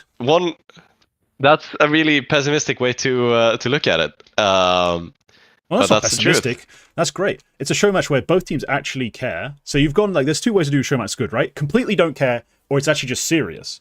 This is a one that's serious, and the teams are something to play for. And if there won't be an American team for them to cheer on, but maybe the Brazilian fans will be in attendance, and you get a Furio grand final appearance. That'd be pretty dope. Like, there's a lot of things to be positive about in terms of them being the show match. Oh yeah, it's really like there's a lot of really positive things. It's just like there's a bunch of caveats which makes it slightly less satisfying than it maybe should be. Because here's the pessimistic view that I saw, which I'm basically quoting, is what Monster said. He said, winning semifinals of Impact Finals qualifies you for the IM Dallas show match, which is a little bit like fun. But yeah, they're gonna get to play in front of a big crowd for the first time in forever. Honestly, the Impact crowd is honestly decently big most of the time, but this is like another level. It's usually like a DreamHack crowd, and I know those are. I mean, I've been a part of those crowds. They're sizable, but it's nothing compared to a stage, like a real stage in a real arena. Like, yeah, it's like even half empty. The arena's bigger, like way bigger. Yeah, so they're gonna play before the IM Dallas Grand Final, so there's gonna be a solid crowd. Big caveat though, before the Impact League was one of the few events which still had crowd for every single game, including group stage, because they used the exact same old DreamHack setup as Challenger and all of the old DreamHack events, where every game was on stage. And that's a shame. And it also means that the semifinals are going to be in a studio environment. It's going to be the same studio locales as the IEM event, basically. So, which I think is just a big shame. I don't know why you'd have to do this. And honestly, I don't think you even had to do this. I mean, look, it depends on the arena, obviously. But I remember when we had IEM Katowice at the same time as ESL Impact Katowice a couple of years ago. They set up the same DreamHack stage setup in just a different part of the arena, like just somewhere there was a concrete floor. And they did the thing where like Heku got a camera and like in between the playoff games in IEM Katowice, instead of cutting to a random sketch which Steel recorded or whatever, the Heku would just grab a camera and walk over and like, hey, we're gonna talk to some people in the Impact crowd and see what's going on. And that was pretty cool. So I don't get everything you need to set up a DreamHack stage setup is just like a pretty big concrete floor. I'm pretty sure you can find that somewhere in like this big indoor arena in Dallas. So maybe you can't. Maybe you can't. And in that case, I mean, fair enough. Maybe this is what you had to do. But because it's obviously going to be an extra cost if you're going to rent a second venue to do crowd for like the first couple of bits. But it's just, it feels a bit like you can never have anything good from ESL without having the monkey's paw curl, and you have to get something else taken away. Especially when it comes to Impact, it's always like, yeah, we want this, and then the monkey's paw curls, and like you need to also remove the crowd from all the other games. Which honestly, like for Impact League, I think that just sucks, because if there's any set of teams which could use more experience in front of a crowd, it's probably the ones who don't make the Impact final. Like it's probably those ones. Mm. And like all of the American teams who were like, yo, you can come watch us play in like the finals of this event, like friends and family, you can come watch us live and like cheer for us live. That's a pretty valuable experience for those teams who are probably not going to get it because they're not going to be in the IEM arena. And it's like, that's a caveat which I think kind of sucks. So it's a bit bittersweet, but it's obviously great to see a women's game in front of an arena crowd. One shouldn't get things mixed up, and it's not going to be the full crowd. Obviously, it's not going to be the same crowd as the grand final itself, because there's going to be people just the same way. A lot of people just don't show up for the show match. A lot of people don't show up for the third place decider game. Yeah. But I hope we still get pretty good attendance, because I mean, look, I think the Impact season is exciting. I think the Impact finals are always exciting. Past couple of seasons, the finals have been, the grand final itself has been pretty damn good. Even if Imperial have just been winning it, it's still been like Furia give it to them, like give them a pretty good fight. I think Letter Cook before that gave them a pretty good fight. And even like other grand finals, like Fury FE beat them on LAN like a couple of months ago. Eco Warriors played a really solid best of 5 online against them just earlier this year. Like there's of the reasons. They're not infallible. Yeah. Like, we've seen that time and time again. Yeah. It's just shocking that they keep winning. They just keep getting it. Like no matter what, we always say they're getting weaker. Imperial FE, Pigeons, Enigma Galaxy, whatever they're called at the time. Yeah. There's a crack. Oh, Navi Javelins would make it close, and they actually won in this of their event. But as soon as the Impact finals roll around, you put them on a stage in front of people, this group just tightens up and they just get it done. So I hope, okay, again, we see some tough games. Maybe we get a strong semi-final from someone. Whatever it is, but in that big final, hell, that's where you want the upset to happen. You don't want the great team to be beaten before they're on stage. You want them in that grand final to finally get slain, and that's when it's a truly moving, like, underdog story. Is when it's like the grand finals where the big dog finally gets defeated. Whoever ends up being in that grand final, good luck. But no, this is going to be another thrilling season conclusion. Looks like there's every reason why this game should be exciting. So if you're going to IEM Dallas, you should show up for this game. It's my and if Dallas does unassigned seating, wish. Everyone's going to show up early anyway. So yeah. Because I have to. Every time it's unassigned seating, I'm like, fuck, I have to be there. I don't want to be split up. I don't want to have to sit in some crap spot next to someone who smells. Like, I need a good spot. So, yeah, that's always a motivation to be early for me. Let's get into the MRQs. They're starting now. Yeah. We were going to do predictions. Some of our EU predictions are obviously going to be very skewed because we're 4 games in. That's already started. Happening, yeah. But all right, Quack, talk me through your EU predictions for the MRQ. Who do you have coming out in the... Actually, no, there's a 6th place and 8th place decider games. Like, only 6 teams make it out. Place. So... No 8th place, only 6th place bracket, yeah. I mean, obviously, you end up deciding the 6, 7, 8, but that's just elimination. Yeah. Nothing in these games so far has really changed what I think is going to happen. Maybe I wouldn't have expected Metasport to take that first win. But, yeah, okay. So, only 6 teams go through. I think a couple I can lock in already are Gamer Legion and Heroic. I think there's every reason for them to go through here. And I'd probably say Perivision make it through. Okay. Maybe honestly I'd probably go. I'm not sure about Astralis. I can't decide what I think about Astralis. Because I don't want them to go through. And I think especially with like an opening game against OG, which they could lose. I think they have lost that exact matchup before. I'd maybe even say they won't go through. I think maybe if they go through, it's going to be the 6th place decider. I think OG could go through. They're on a good run, and they seem to have revitalized something. So I could see them going through. But if I'm going to pick a couple of solo here, I'll pick Gamer Legion, Heroic, Perivision, and OG. I'll pick ENS, and I'll pick, just for the hell of it, and maybe with that first win as well, I'll pick Metasport as well, just because they've had form which is strange to me recently, where they've played a lot of games, and a lot of them have been very up and down. Like, they had great win streaks up until a grand final where they lost. And then they had a great win streak up until a grand final where they lost. And then they had a shaky but solid, like, close qualifier for Yala Compass up until the final game where they lost. So, like, the must-win game, which would have qualified them, and then they lost. And then they qualified anyway because everybody pulled out. Yeah, wait, run me through your picks again. So, Gamer Legion and Heroic.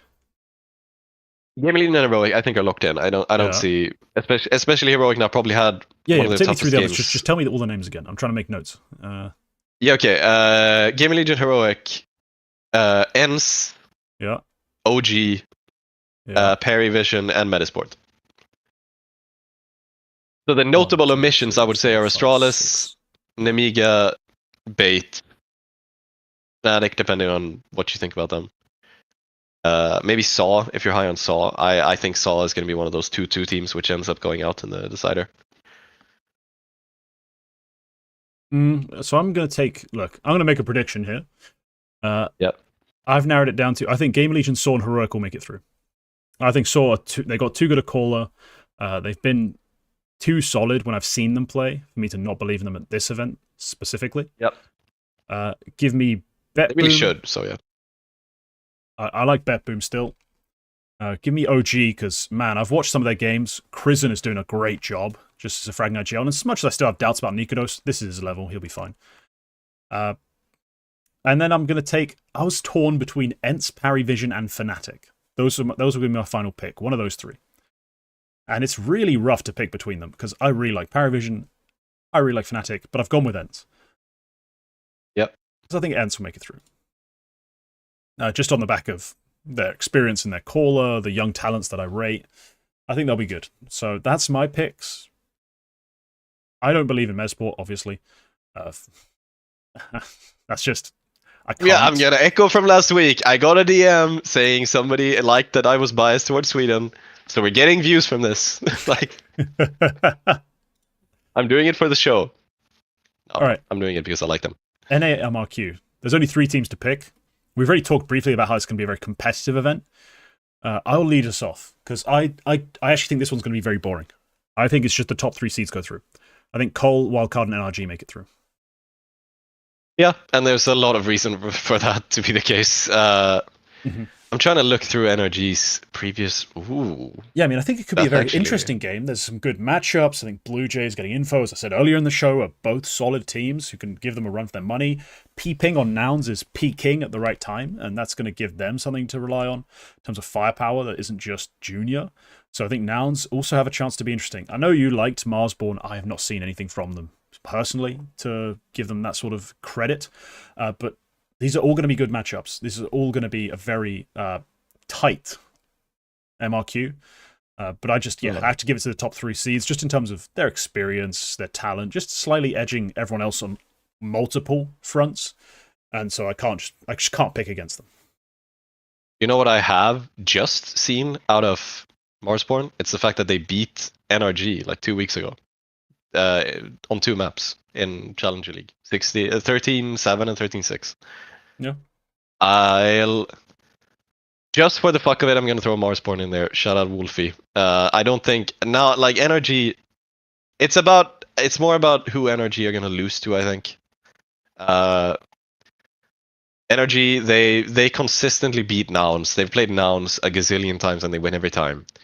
I don't think Might have anything to put up here. Even if I think a player like there's some experienced players here like DJ and Voltage. I don't think they have enough to put up here. And Blue Jays, they've done some shit recently, which I think might bite them in the ass. With like they cut a player like 6 days ago, and it's caused a lot of controversy. And they've basically brought in, I think they've basically brought in an old friend. It's another one of those NA transfers where they bring in somebody who they want to play with just for fun. So then it's kind of between Getting Info, who I think are a solid team, and who were linked to TSM before. But they also have kind of a tough group. And then it's Marsborn. Yeah, I'm gonna say Complexity Wildcard are locked in pretty much, and I'll just say Marsborn just for the sake of it. Just for the sake of it. I like Wolfie. I like some of the players. Minus has been hot recently, and I think apparently Wolfie just got dropped. No, wrong Wolfie. The different the other Wolfie got dropped from Blue Jays. The Wolfie as in Wolf. Oh, Wolfie with 2 E's is a different guy. I thought it was just a typo. Different guy. Nope. Different Wolfie. But I understand the confusion. It's double F. It's not double E. Okay, Wolf. Yep. Wolfie. I didn't realize this. Okay. Wolfie, the Swedish American opera. Yeah, I know who you mean. Guy. I know who you meant. That's who I thought that comment was referring to as well. Yeah. No, he's still there. He's in Marsborn. He's decent. He's been putting up a good stuff. Minus has been really good lately, and like then there's also like players like Chop and Grizz who have had like a solid level in the past, and there's also like experience in Modem, and I'm like maybe this team can like unlock a different gear when it's about major qualifications. So just for the hell of it, I'm gonna say Marsborn up in there, but Getting Info is maybe the one I believe all the teams if it's to get like overlooked in this conversation. Getting Info are hot. They have really strong pieces. They could make a run for it as well, seeing as they are in. I think they're in Group A as well, which I think might be the slightly easier one for them to have an upset run, of some sort. Yeah. Okay, so let me just see here. So the winners, if you win 2 games in a row, you're through. Yep. So Complexity and Wildcard are basically teed up. I think the only way something changes there is if NRG beat Wildcard in that upper final. And if you lose 1 game and then win the lower final, you're also through. And there, it's basically a single elimination bracket where if you win the final on Friday, you qualify, and everybody else is eliminated. So, yeah. Based on that, I think Marsborn have a rough bracket in that case, but so do Getting Info, to be honest. So yeah, hard to predict with the format, but I'm gonna say I'm just for the hell of it. Shout out my homie. Okay, let's move on to South America, the other side of the continent, essentially. Look, you can pick Legacy. But yeah, 3 teams make it through this as well. Some interesting teams lined up here. Do you want to take... You take first swing at this. Who do you want? I mean, Imperial, I think I have to put through. Mm-hmm. And then honestly, like I think even you have to say that Legacy should go through here. They're definitely better than most teams in attendance, I think. But then it's kind of rough. Then it's kind of rough because I think Bestia on last time we saw them, they were solid. And I think it's the same format here. Like there's 3 spots, and if you win 2 games, you're through. Bestia, I think, have a solid shot at making it out of their group. Then there's also like Red Canids who have good names, but they just never do anything. Mm-hmm. Fluxo as well is one of those which like probably should be better than their performance suggests. And then There's also like Sharks who can just put together whatever players and make something happen sometimes. So I don't know. I'll probably say Bestia just for the hell of it. So I'll say Legacy, Imperial, and Bestia. Because Tomashin, I have a feeling that he might just go nuclear. And it would be cool to have Bestia stickers. Okay. I kind of want to pick Odic. Because the last time I watched them play, they upset a few teams that I wasn't expecting them to. They made it through the Astana qualifier, South America, and that's what I was following. They ended up beating Imperial 3-2 in the grand final of that. Off the back of a crazy performance from Matheus and Knight. Yeah, I don't know how to say it. So they're a little bit threatening to me. They seem to be a team who are a bit up and down, but have that potential, to pop off. But I do have to agree with Imperial going through. I find it hard to believe Legacy don't make it through. As much as I did rip into them, this is local play. And yeah, you know what? I think the third in this event is an entirely a guess. Like these teams are pretty even for me, so I'm going to take Odic just because I think it'd be interesting. I think it'd be interesting for them to make it through. They've shown me a little something, a little unexpected quality, some punch. So I'll take Odic as my third team. Not for any particularly substantive reason. It's just I like it. Yeah, they did surprise me in the Astana qualifier. They definitely, because they also beat Imperial in the best of 5. They beat Fluxo on the way there. They beat Bestia on the way there. Why? Oh, Elevate have a Brazilian team now. I was like, why the hell are they here? Yeah, they lost to Fluxo in Challenger League, and also lost to Fluxo twice in another close qualifier. But I'll say that's a solid pick. That's a solid pick. It's like you say, it's a complete guess. But yeah, I'm just gonna say Bestia just for the hell of it. I think they're a fun little team. It's cool that we have a non-Brazilian team which can actually compete sometimes. Unlike 9C, who are not here. You will know. Yeah, not here entirely. But right, Asia. We need to go to Asia. We need to go. We have a bunch of different ones here. Oh yeah, there's multiple Asia ones, isn't there? Yeah, we can start with the Oceanic one. Pick one team out of FlyQuest, Semperfi, X-Talon, and Rooster. And this is a much more straightforward bracket because you have. If FlyQuest don't win this, kill everyone. Put them into a meat grinder, make them into a pate, and serve them to me with little toasties. Like they have to win this, and if they don't do it, put them in the meat grinder. I want to eat them. I'm gonna say. I think honestly I was correct about this the last time we did it when I tried to predict the Asian RMR. I was like 100% correct about every single game. So I'm gonna do it again. Opening loss to Rooster for FlyQuest. Semperfi beat Rooster and make it into the final. FlyQuest lower bracket run, and then FlyQuest win the grand final. Just to tease you that Semperfi don't make it through. No. No, they're not going to lose. They're not going to have an opening upset. I don't care. This is FlyQuest all the way. I think Netek shivers in his timbers when he sees his ex-teammates. Anyway, shivers in his timbers. No, he doesn't. That's just the easiest pick. I'm going to be honest. The one that's interesting, the one that's actually going to be difficult, the one where I might be almost guessing, is the China qualifier. Yeah, you picked 2 here. Well, that makes it a lot easier, but still hard. Like, the only team I can truly discount just looking at them is I don't think Dog Evil do a lot here. They will make it through. No. Punch you in the face. Imagine if Dog Evil make it through. It would be so funny. Ronin baby. And my goat Ian. Oh la la. No. Okay, so fucking Nick's Ian. Like it's just a name. It's just a name. Like I can at least get behind like if you're Oscar, I understand. That's a decent name, but yeah. What's your nickname? Oh, Ian. It's an L. It's not an I. What? It's an L. His name's Lan. It's even more stupid. Your nickname is Lan. What's your name? Online? Ah, you're so funny. Anyway, yes, Lan. Move on. Of Dog Evil. But yeah, basically the hard part is picking 2 out of FlyQuest, Rare Atom, and Limvision. Usually I wouldn't hesitate much, but Rare Atom do have that pop-off potential. Yep. That they showed at Bucharest, where it's not much of a pop-off potential, and it took a very bad Virtus Pro for them to do it, and absolute nonsense left, right, and center from certain individuals on Rare Atom. But it's something, right? It is something.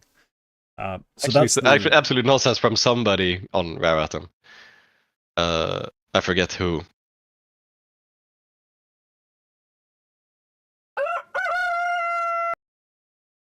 I hate you so much. Line humor. Sorry, it's a go-to joke. Oh, anyway, Jesus. No, he's not even here. But yeah, I think I have to pick Limvision. I just have to. I'm too much of a Starry fan. Yeah, they've looked okay regionally, I think. If I'm trying to remember back to some of the Challenger League games I didn't watch but followed. Yeah, they haven't lost in a while. Let's put it that way. And they finished 3rd in the Astana qualifier, which I'm not sure that means much for them. But hey, they got a win or 2. But I guess I'll take Limvision just because I like Starry. I think Zaka and Westmelon are decent players. And then between Rare Atom and Tyloo, I'm going to take Tyloo. But I feel like this is actually difficult to process mentally. It's a bit of a pain. Like predicting that Tyloo once again absolutely fail would be the safer prediction, even when they shouldn't. Honestly, they've done it so often. Like the Astana qualifier where they just straight up lost 2-1 to Dog Evil. Imagine if they miss another major. Like they did it with a sub, but still. Even when they have 2 Chinese spots, imagine if they miss another major. That's just, what do you do then? Like sign Roga again or whatever. Like, yeah. Anyway, sign back Roga and Emmy. Partisan. Let's go. Run it back. Yeah.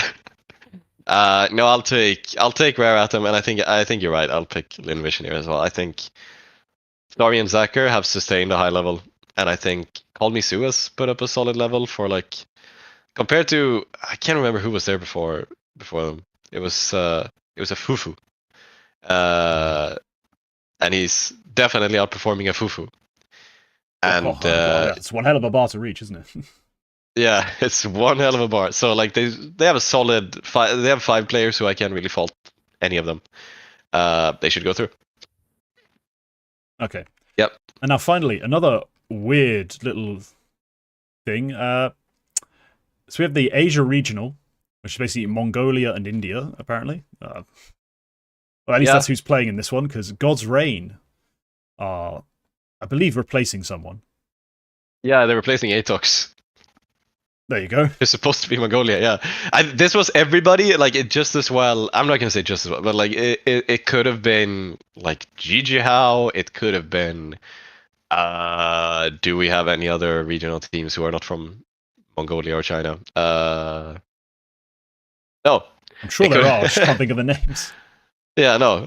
But I guess the closest contender, which wouldn't have been a Mongolian team, would have been Gigi How. So, yeah, it's God's Reign. I think God's Reign got a final boost by playing. I think they played it was a couple of events just at the end here, Dust 2 India Masters, which gave them a little VRS boost, and also something else, Sky Esports Pro League, which was also ranked, where they actually didn't get a boost. They got knocked out. But anyway, solid little push. So they make it in. And also, Atox gone. Yeah, but the important part, I think, here, God's Reign, as much as we don't really think much of them in terms of winning, they do have a stand-in. Pokemon's playing for R2B2.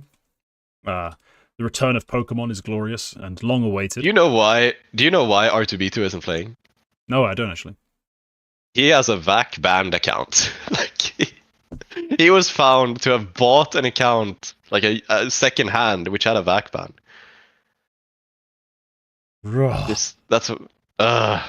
Yeah. That's hilarious. Pokemon, I think is solid. He's a veteran out of teams such as Camel Riders. Remember when Camel Riders almost made the major, which never happened? Yeah. Good times. The caveats. But yeah, no, I mean, Finn is still playing. Finn has been their best player. Yeah, prospect a couple of weeks ago. Yeah, well, a couple months ago at this point. A while ago, Finn was a prospect of the week. Yep. But yeah, this is a pretty interesting event for the Mongolian teams, though. I'm gonna be honest. God's Raid, I don't expect to do a whole lot. But the Huns, Chinggis Warriors, Eruption. This is basically a domestic cup, and those seem to go all over the place. It seemed to go like you'd think.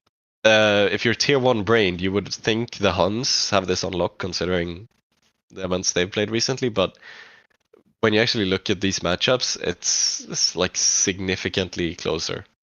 And I wouldn't put it past. I'd give God's Reign a slight chance, because the domestic games go here and there, but I think there could be an off day for Eruption and they win a game or something. Like there's a possibility for that. But yeah, like the Huns seem to have the number of Eruption, but Eruption beat Chinggis Warriors, and like Chinggis Warriors are pretty solid. Yeah, they're like a decent team. They play like these guys play each other quite frequently, and I'm not gonna say it could go anywhere. I'd say the Huns are still favorites. So if I'm gonna pick one to go through, I'm gonna say the Huns. Yeah, if we had 2 picks, it becomes a lot harder, I think, to separate the 2 Mongolian teams. But I think if I have just one and I got to put my life on it, I've got to pick the Huns, right? Yeah. So yeah, they had a roster change as well. They brought in Zerolti just before this, who is solid, 120 rated, 129 since going back into the team, playing against Eruption and Chinggis Warriors, among others. Only lost to Tai Lu, and that was very close fought as well. So I'll say the Huns, but I don't think it's as clear cut as it's made out to be. And actually, these are morning games. They start tomorrow. So I'm actually gonna have a chance to watch these. I might watch these over breakfast and enjoy them. All right. That brings us to our newest segment, one that I actually already played the transition for when we had that awkward silence, because I was like, this is just, I hate you. But yes, it's Cock of the Week. That's the reason for that whole thing. It's for Cock of the Week. And Quack, it's your segment. You have chosen someone from the internet to be our cock. Who is it? Yep. His name is CSUP, and he posted in, I think it was the Counter-Strike Elitists Twitter group, where it was in which is Launder's Twitter community, I think, about how Dexter didn't deserve his MVP, and his rationale for that was that he was bad in the first 2 games, which are literally the 2 least important games out of the 8 they played at the event. And he was bad. Like I think it's not entirely wrong. Like, you know, it's worth thinking about the fact that he was so bad. He was literally the worst player at the event after those 2 games, rating wise. But it's like, of course, like the games that matter are the ones which, like, you know, matter. Like it's not like, it's like if you ignore his ratings for the other 6, then he was the worst player at the event. It's just, I just thought it was really dumb that his entire argument was that he was really bad in the 2 least important games, and therefore he shouldn't have the MVP. He was much better against top 10 opponents, much better than both Monesi and Nico at this event. He had a 135 against top 10 opponents in 9 maps, while Nico had 118 and Monesi had 1.02. Like, there's absolutely no way why Dexter shouldn't have had this MVP. Yeah. So I just thought it was silly. It's really silly to not think beyond the fact that, hey, these 2 games, literally the least important games. So if you're, it's like somebody shouldn't have the major MVP because they were bad in the RMR. Like, that's sort of how it felt. So that's my cock of the week. It's kind of a weak cock selection this this week. Didn't have a lot of cocks to choose from. Grown-ass men here. Anyway, no, you look, the take is terrible. Because giving a player a second place MVP requires something special. and it especially requires something special in playoffs. m0NESY was not that. Let's put it very simply. He was not that special in playoffs. For the event overall, he has a nice rating. But let's be real. Yep. During G2's playoff run, they beat VP 2-0, m0NESY third in rating. Beat Complexity 2-0, there he's top in rating. Great. Grand final, lose 3-0, and he's not top of his team in rating. He's not even close to having like an impressive performance overall. You can't give him the MVP off the back of that playoff run. Dexter, on the other hand, doesn't top his team in the quarters, tops his team in the semi, tops his team in the grand final. He's just the top player on the winning team, and he performed in the biggest games. Like, you just kind of have to give him the MVP in the semi and the grand final. And look, I don't want to entirely dismiss the first two games, like, oh, they're the least important. I do hate that mentality. Like, it's the same mentality that leads to like NBA analysts bickering over who's the best in the last 2 seconds of the fourth quarter. Like, who gives a fuck about the rest of the match, apparently? You can just shoot one shot, be 1-for-1 in the last second, and apparently you're the god. I don't like that approach, like just ignoring the opening 2 games because they're not technically elimination. But at the same time, he was spectacular in the playoffs. He was very good once they were at elimination. You can't just say those 2 maps reduced everything else to being redundant. So no, as soon as he got to playoffs, he played well. In the grand final especially, I think it's going to be the biggest decider in terms of who gets MVPs. Yeah. Top rated in the final. Like, that should be the guy who gets the MVP for the entire event. So look, a great run from Dexter. Bit of a ridiculous take. It does probably, actually, more interestingly than that, a conversation could be had about how we define MVP. Because we always give it to a team on a player on a winning team. Most of the time, yeah. There's always a conceptual argument to be had, especially for a sport that, for example, has a much longer season. Like when we're talking about season MVPs in like basketball, American football, things like that, we do have sort of this notion of, you know, the quality of the team matters. And Dexter doesn't end up top rating on his team for the entire event. Has, you know, multiple players on his team in the same ballpark as him for rating, not just in terms of overall, but in every like what's it called? In every series. So I think there's a reasonable case to make against him being, by definition, the most valuable.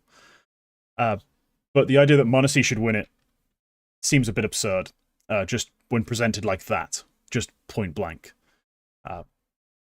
I just disagree with the way they took this take. I do think there's a take to be made, though.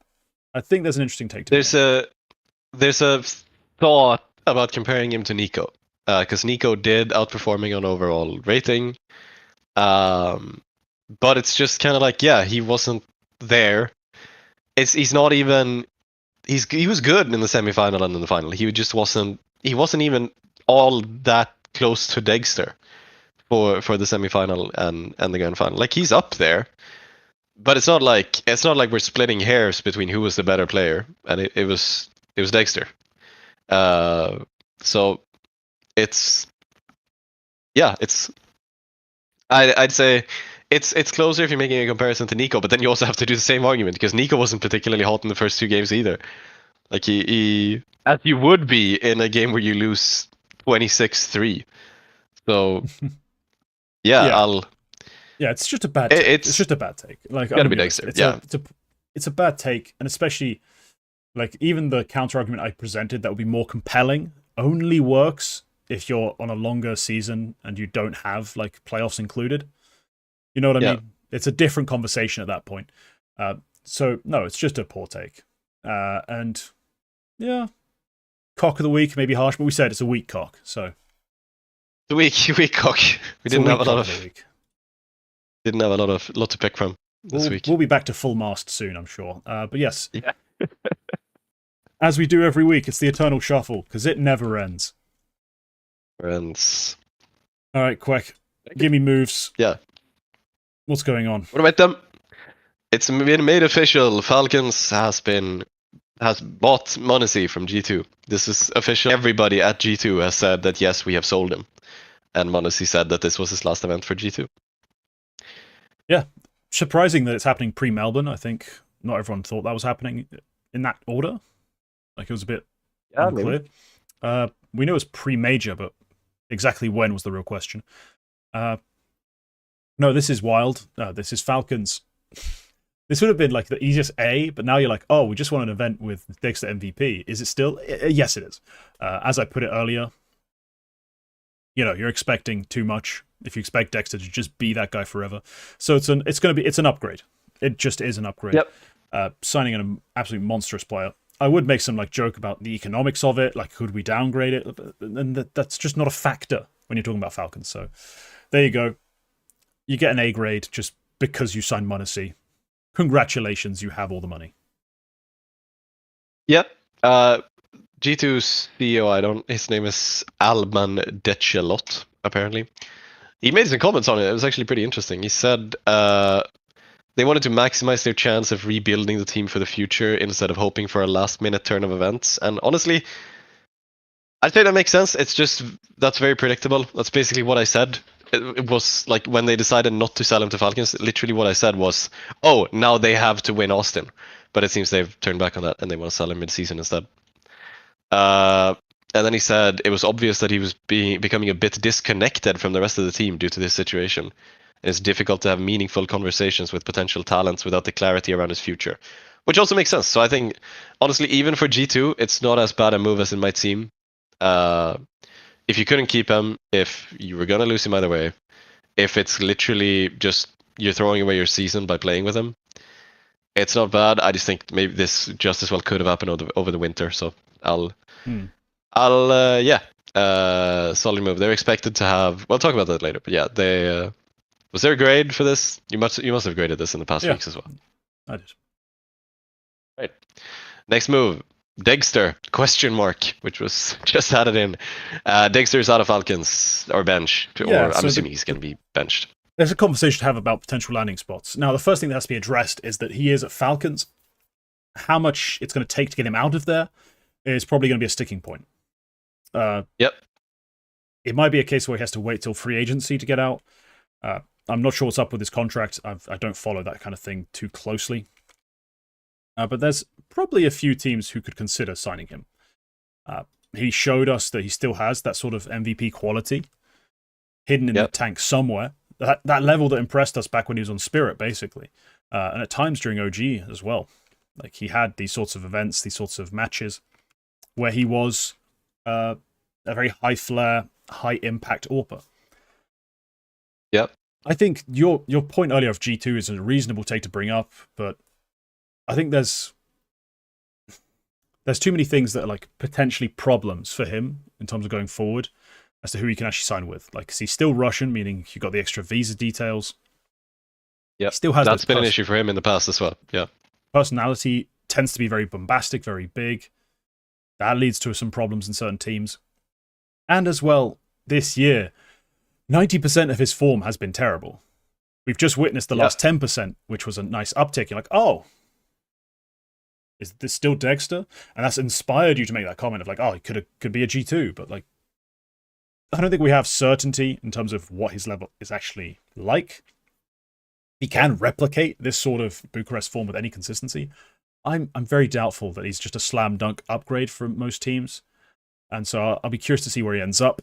Maybe like a 9 Pandas wouldn't be unreasonable if they're not happy with Moon. I don't see why they wouldn't be. So far, he's been very good, but there aren't as many options. I think it's as we'd like for a player of MVP caliber, apparently. I'll rattle off a couple of options here, which might be interesting to you, and I'd like to know what you think. Right. So most of these are probably post-major, but there's a couple which could happen post-MRQ if these teams end up going out, because it could be that low as well. So I'll just go from the top, because there's a couple of here which are a bit far-fetched. FaZe is the one everybody's saying. FaZe Dexter. Side grade. Don't care. I don't want it. Virtus Pro for IC has been mentioned. He's had a nice little run at Bucharest too, didn't he? Like, pretty good, I think. Yeah. But no, I think that's an upgrade. I think that works. Yeah. Based on the 2025 I can see form, that works. I can see that happening. Liquid for Ultimate.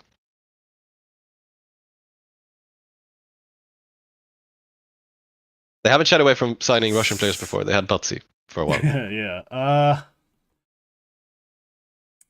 Not yet. I don't think the window's there for them to make that change. Yep. I think it's a big change in terms of your environment to bring him in, and that's just, I don't think they're going to try that. Similar motivation and specifics here.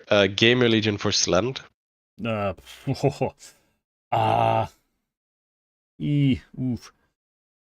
I make enough noises, will that count as an answer?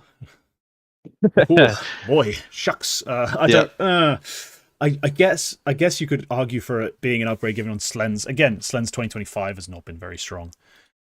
So I could see it being an upgrade in that sense, but Slend also plays a very system-based style in Gamer Legion, and they build their game plan around their riflers. I don't know if you could realistically do that with Dexter in the team, so I'd be concerned. Daw for story. I think this only happens if they lose the MRQ. Yeah, they don't do it pre-MRQ. No, it's going on, but yeah. Well, yeah, clearly. I mean, if they make the major, they'd be happy. If they make the major, story, they'll probably keep him. Like he's been too solid a piece for them for so long. As much as he's like, he doesn't thrill me ever, and honestly, his last 3 months form is terrible. For so many years, he's been with Mutaris, or for however long it's been, he's been with Mutaris, and just consistently doing enough to keep them relevant. It's like, oh, okay, our AWPA is not a problem. He works well with our IGL. I wouldn't make a change if they do well. I mean, if they crash out, maybe they'll look to go more international, but I don't think they will. Yep. M80 for Slacks. No. Boom for Zorti. Lord, no. I'm still a believer. And similarly, Nemiga for Khan. Oh, easily, any day of the week. Might be his landing spot then, because I think Nemiga, I think they might miss the major. And then finally, this is another one which I think is kind of in character for this team. BC Game for Knock. Why not? Yeah, I mean, Knock has been solid, but it's so he's been good for them. I mean, he's just been so Nork for them. Like, he's just Nork.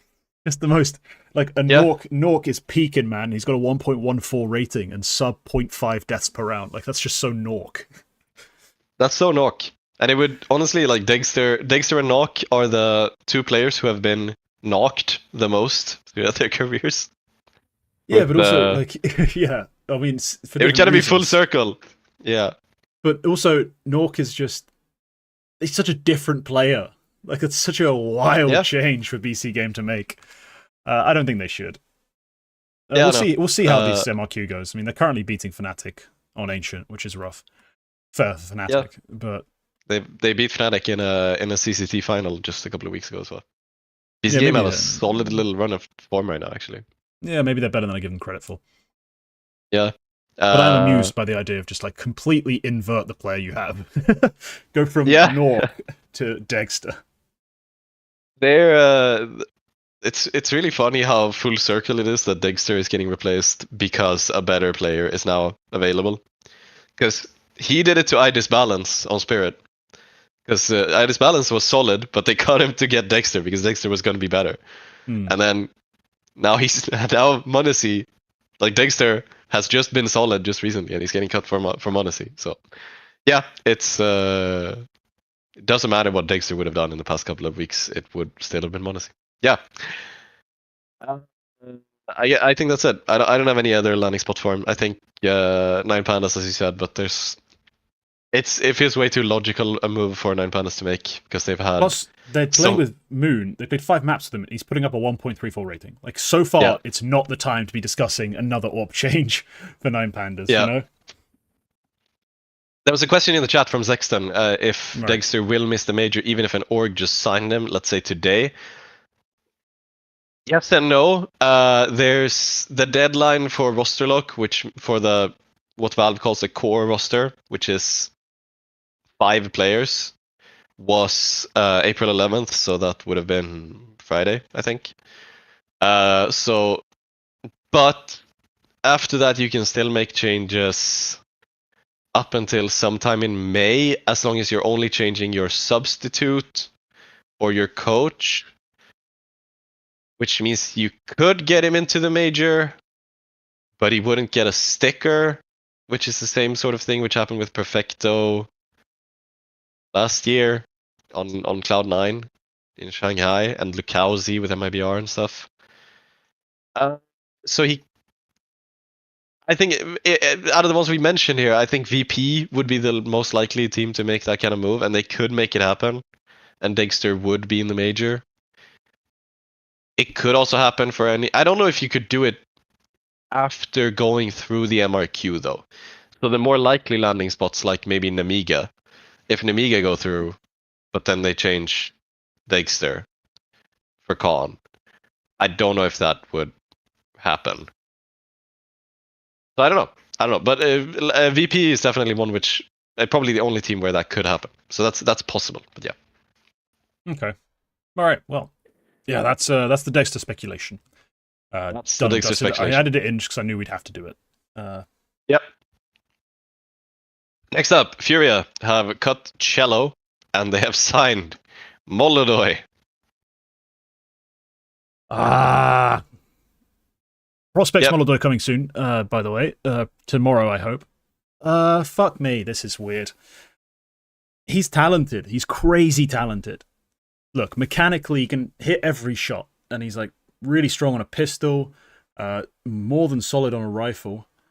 Like, there's a lot to love about Molodoy.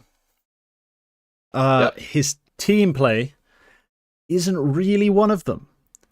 Like, he plays very solo. Like, the way I describe him in the video is essentially he's that guy on your team in matchmaking who's kind of a dick, who like wants the AWP all the time, but is also really good.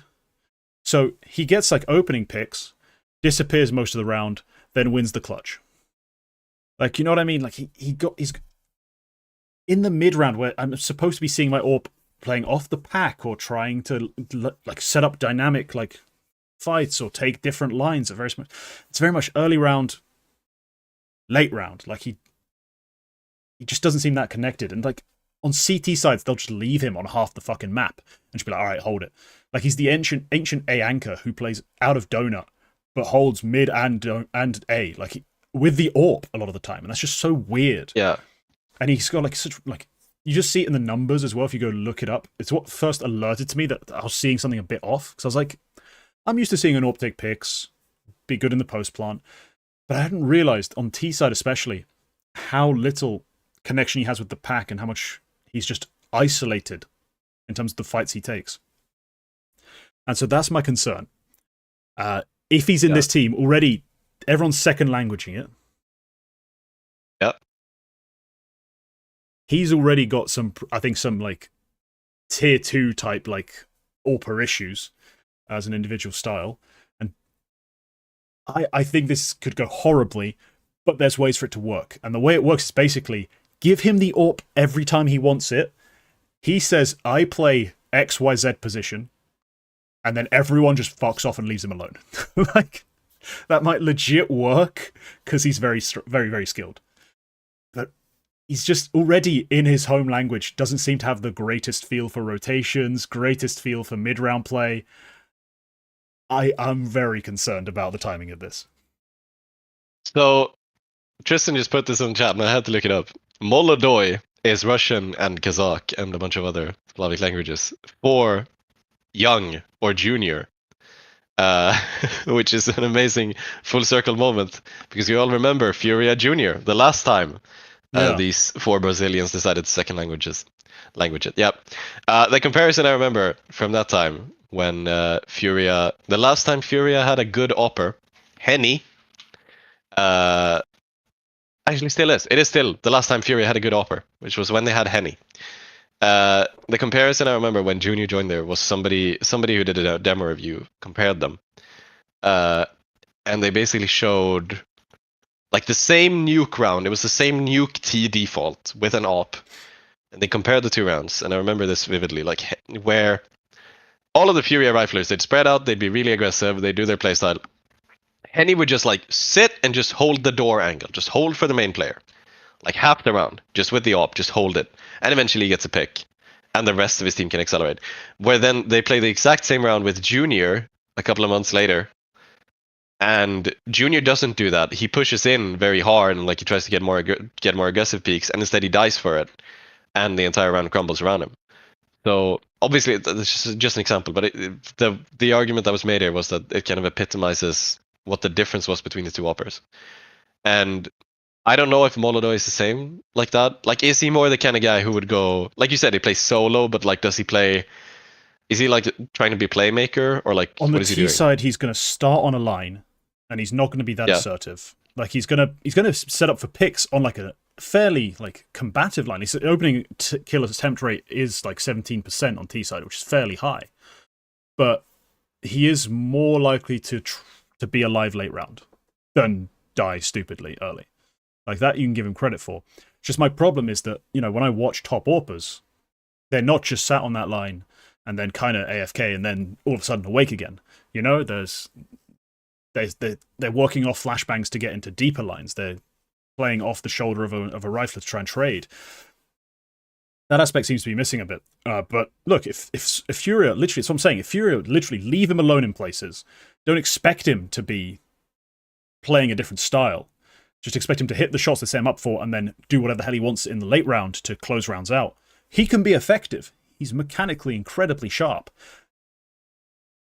I'm just concerned about their ceiling with this. Like, they're no longer the art-led team. I don't think this translates anymore. Yeah. It's also, I'm also concerned about Fallen being put in a rifle.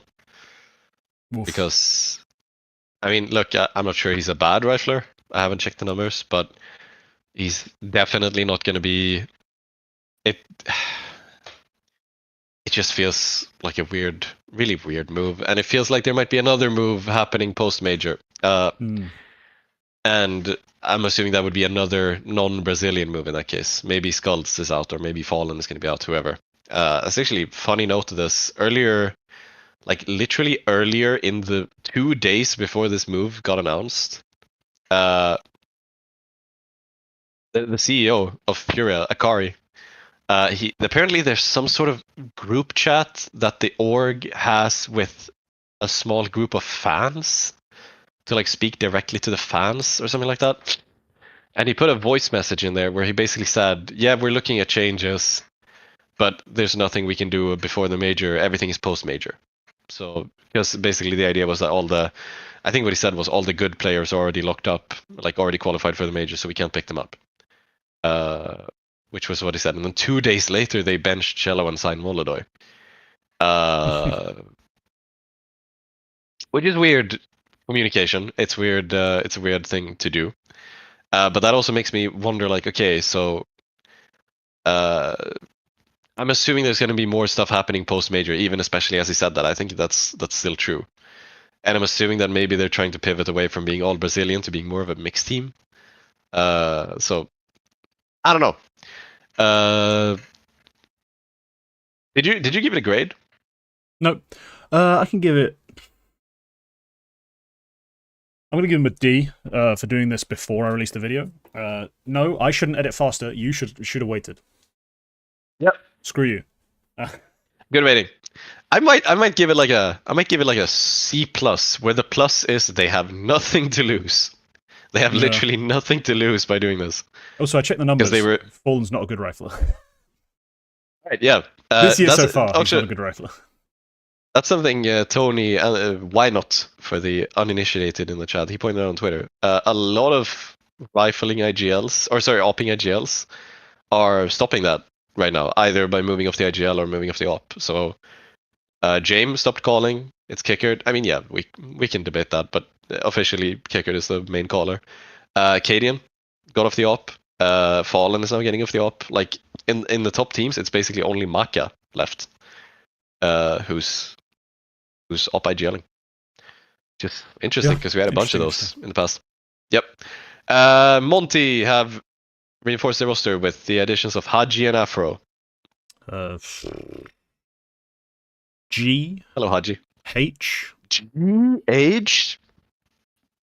As in good and hella good.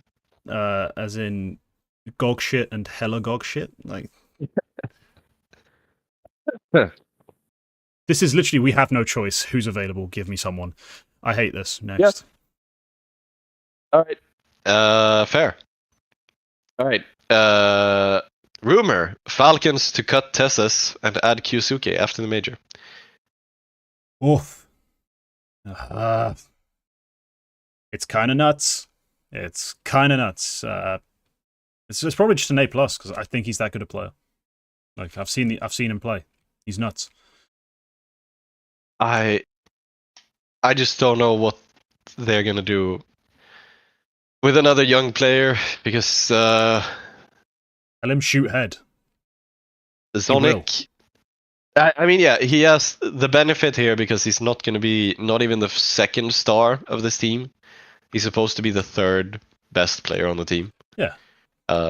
So that's less pressure for him, I suppose. But it's still a lot of pressure being on Falcons, which is the expectation is that they're going to be the best team in the world. That's the expectation I imagine they have internally. That's the expectation that I imagine is on Zonic's shoulders. And also, like, again, just the fact Zonic has never had success with a player he's developed. Like, he's never had to develop a young talent, or he's had to, but he's never done it successfully, I don't think.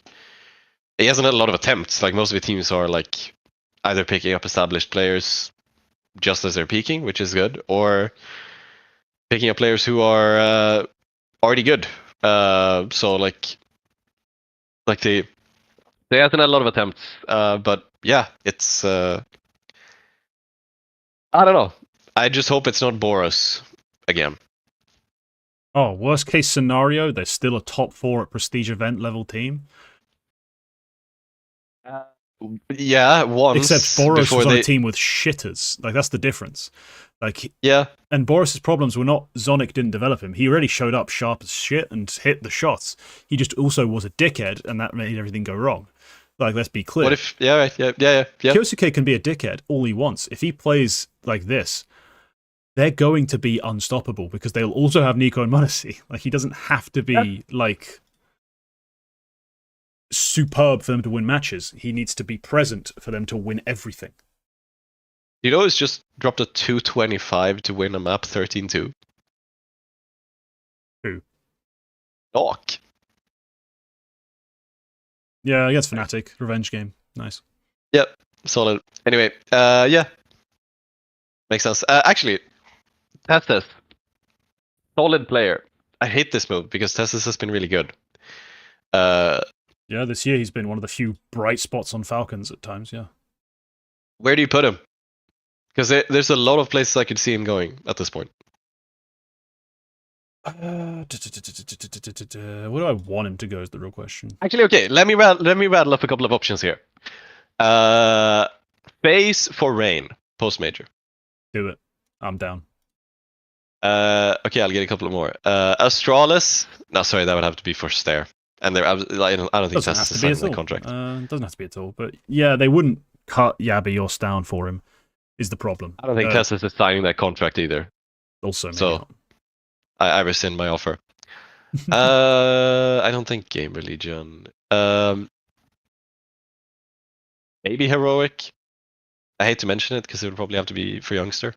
But I don't think they need to make that move. No, I think they. No, it'd probably be for X-Round and then open and do it. Oh, maybe, yeah. I think they stand by both of them either way. For now. I'll say...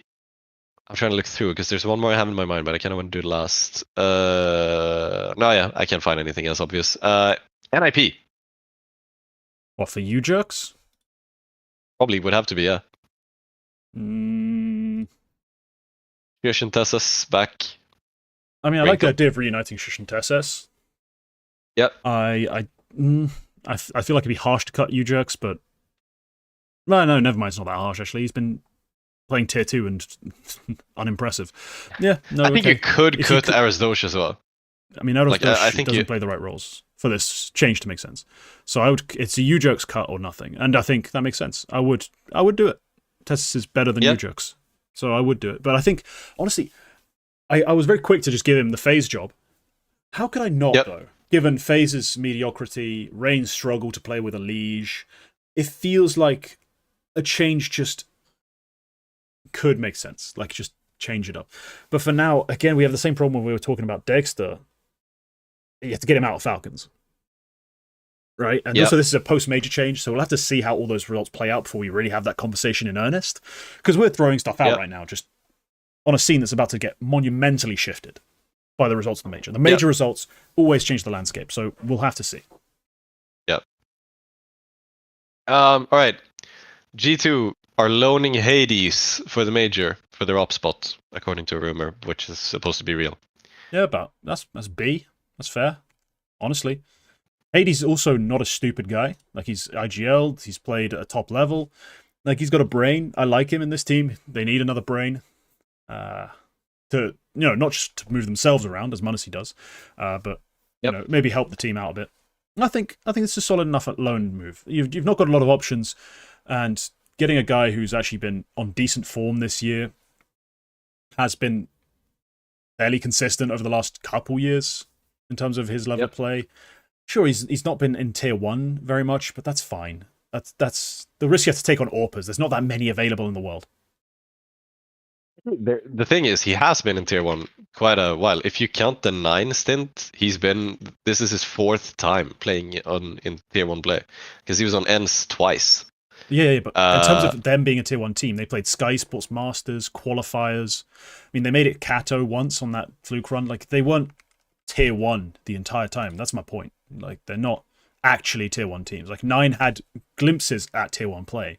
They weren't a tier 1 team. Nine maybe can't count, but I think both of the instants were... I mean, yeah, they played a couple of big events. Most recent instant was nothing. They played a lot of big events, though. They played... Sorry, no. Yeah, never mind. It was the first one I meant. Yeah. Anyway, I think we mentioned him. We said last week we rattled off a couple of options for G2 for Oppers, and I think the only 3 which looked even remotely good were Grix, Molodoy, or Hades. And Hades was the only one which wasn't built off of pure gambling on somebody who's decent. Yeah, I mean, Grix is probably the most complete talent in terms of AWPers. I think he is not necessarily better than Molodoy at any one thing, in terms of flicks and shots and all this other nonsense. But he's just, he plays in a more tier 1 ready way. So that's my opinion on it. It's like, he's just more ready to play in that level. And he would have been a great signing if they could get him out of Aurora. Well, no longer Aurora, ex-Aurora, who are allegedly looking for an org, maybe have an org coming. We saw almost that tweet. Have an org, yeah. Yeah, we'll see what that actually comes out as. But no, Grix is fantastic. But Hades is more realistic. I think Hades is fine. I think it's a good move. He has some experience in tier 1. So yeah, I'll say it's not a horrible move. He's played 15 big events on HLTV over a period of 4 years. Wow. Actually been in tier 1 quite a bit. Yeah, that's a solid move. He's probably out of it, because you couldn't pick somebody from the MRQ, and you can't, even after the fact, you can't do that either. And you can't pick anybody who's already qualified for the major. Yeah, it kind of had to be Hades, especially if you're going to get somebody with even a little bit of experience at the top level. So I think that's a solid move. Yeah, and some fun. Yeah. Next up, Grims, at least temporarily, has stepped out of the Fnatic MRQ roster, and at least temporarily they're playing with Borup. It's temporary. It's a family thing, from what I've heard.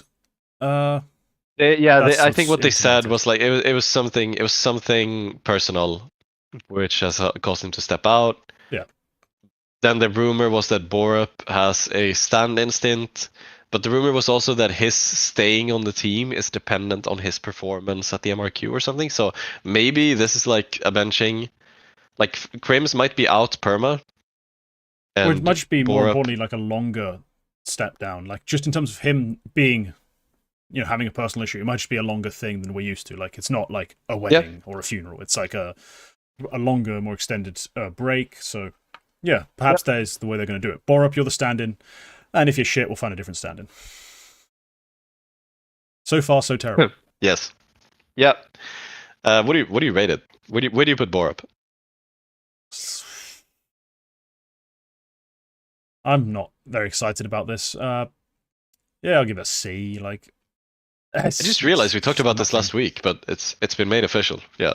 Yeah, it's a bit of nothing. Let's move on. Yep. Finally, Blue Jays have cut Wolfie, or Wolf. It's definitely not Wolfie. And it's just Wolf. Like, it's just Wolf. I put this in only because the player they've added is Dare, old Timberman friend of Snav, who's also on the team. I only put this in because it's caused a lot of talk. Because there's been a lot of talk both from Wolfie's side and a lot of other sides about why this move happened just before everything. Yeah. I don't know. I don't know shit about shit when it comes to this guy. Like, I'm gonna be clear. I don't know who the hell he is. And I don't know who or what he's supposed to be. So, look, a guy got dropped from North America's like 10th best team. Yep. I'm gonna not grade it because I'd be guessing. So yeah. Whatever. Yeah. It's very weird. I think he posted like screenshots of some chat with Freshie where he was like, yeah, I got scapegoated here and there, and it's like doesn't make sense. But then I also heard, I don't know, people in the comments who actually care about North American drama, give me all the juicy stuff because I want to hear if there's something juicier. Did he use a racial slur? Are we back to this again? No, I think they just hate him. I think the players just hate him because they lost to Daku, the team with Nomis and Magi, aforementioned suspected / ex cheaters, who have now moved to North America and are destroying everybody. Dude dropped 71-43 over 3 maps against Blue Jays, and supposedly he got kicked over 1 game just before the MRQ and just before they're going to frag. So sucks for him. Yeah. Cool. It happens. Let's wrap up the show. Prospects of the week. The big segment that we all really secretly watch the show for. Even I watch it back just to hear about prospects. Quack, who have you picked this week? I've picked Hypex because he surprised me. I had never really thought about this guy before PGL Bucharest. And sometimes when you have an overperformance from like a bit of an unknown tier 2 team who come into a tier 1 event like this, sometimes it's very much a team effort. And I think that was kind of the case here. Like, I don't think everybody pulled equal weight into a lot of these games. I would definitely give more credit to Jcobb and Hypex than I would to Heffa. But I definitely say that Hypex, maybe more so than anybody else, surprised me in this event. Mostly because Jcobb, we know him to be a solid player. And Hypex, it wasn't just that he put up a solid stat line. It's like when you watch the game, he was actually making good plays. He was actually making a couple of rounds happen. Like, there was that one clutch round against Aurora, which is like something out of a movie. I don't know if you saw it. There's a 1v2 where it's like 6 seconds on the clock, and like T-side Anubis, he's being held on a very narrow angle. Like, both CTs are holding him from the exact same angle. So if he peeks, he's dead, 100%. He peeks, he gets one of them with the op, but he gets tagged but gets away. The other player throws a nade at him, and like a quarter of a second before the nade pops, he gets the frag. And that's the stuff which is like, to even look, there's an element of luck to it. There's an element, as with any clutch, the other team screwed up to a degree, but not all players who make it to this event on a team like Apogee actually have the stuff to pull such a round off, and you saw a bit of that across the event. So mostly for that reason, and for the fact that he looks like he's a solid player over time as well. I thought it was a really solid event for him, and a really solid week for him as well. So came basically out of nowhere. He joined Apogee last November from 9 Academy, and before that, nothing. He also won a 1v4 against Mongolz. If you're talking about clutch, like, yeah, he does. Which I missed apparently. Yeah, it's a ridiculous clutch rate Yeah. at this event. But yeah, no. The only other part of Apogee that made me believe a little bit in terms of them going forward in that event, him and Yeah. Jcobb, the two standouts. But yeah, you're right in saying, like, basically out of nowhere, this guy. Like, just a guy that showed up Yeah. and plays really well. So, no, credit.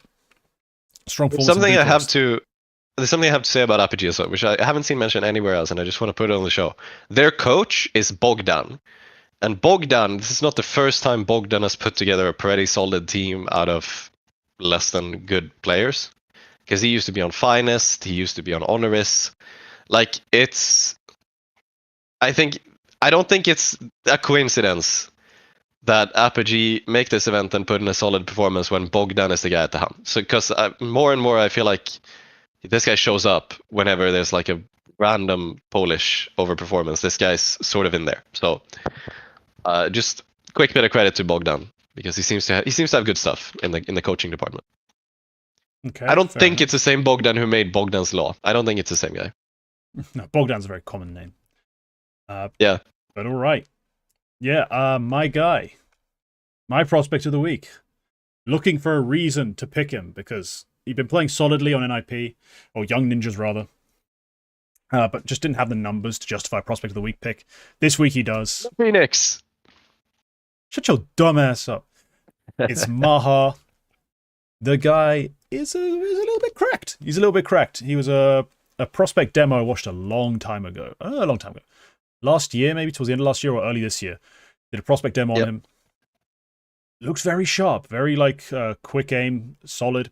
Just the game was a mess. It was a very loose, rough pickup type event for him and some other guys. Czech guys, I think. Czech and Slovaks. And yeah, eventually was rumored to be in a few different academies. Eventually does end up in Young Ninjas, which I thought was pretty cool. Then watching him play, he's not taking great spots. He's not like the guy they're setting up. He gets certain entry opportunities, but otherwise, he does play some anchor spots. He does, fill out some roles, but still having a great week. Really strong performer. I think, primarily off the back of his CT play as well. So I've been really impressed with what I've seen. Just in the few games I'd watched prior to this statistical explosion. Like, I'm talking about a guy who was just playing, like, his rating was like a 1.05, but I was like, he's doing what he needs to do. He's a young kid, first time playing at this level of team. I hope he can perform in a more, like, significant way, so I can actually highlight him. And here we have it, a 1.19 rated week out of Maha. Super strong pistol player, really, really sharp aim, and the decisions keep getting better. The processing keeps getting better. So a lot of potential. Caught this one early, and let's see how he develops. Yeah, we noticed this guy at the end of last year. Showed up a bit here and there with an odd prodigies roster, which showed up in Slovakian LAN here and there, and I think he was linked to. And Aves as well showed up there. And I think he was linked to Wildcard Academy at one point, but he ended up here. He was. And he's basically basically been tied to Tagged throughout a lot of this, another player from that region. And I believe that's why he's at some point trialed for Wildcard Academy, because Tagged is currently on that academy. That's why I think initially he was either trialing for them or connected to them. But now, Young Ninjas and doing great. I mean, sure. Jcobb gets the best spots, and they've got Rude on the AWP, who's also been interesting.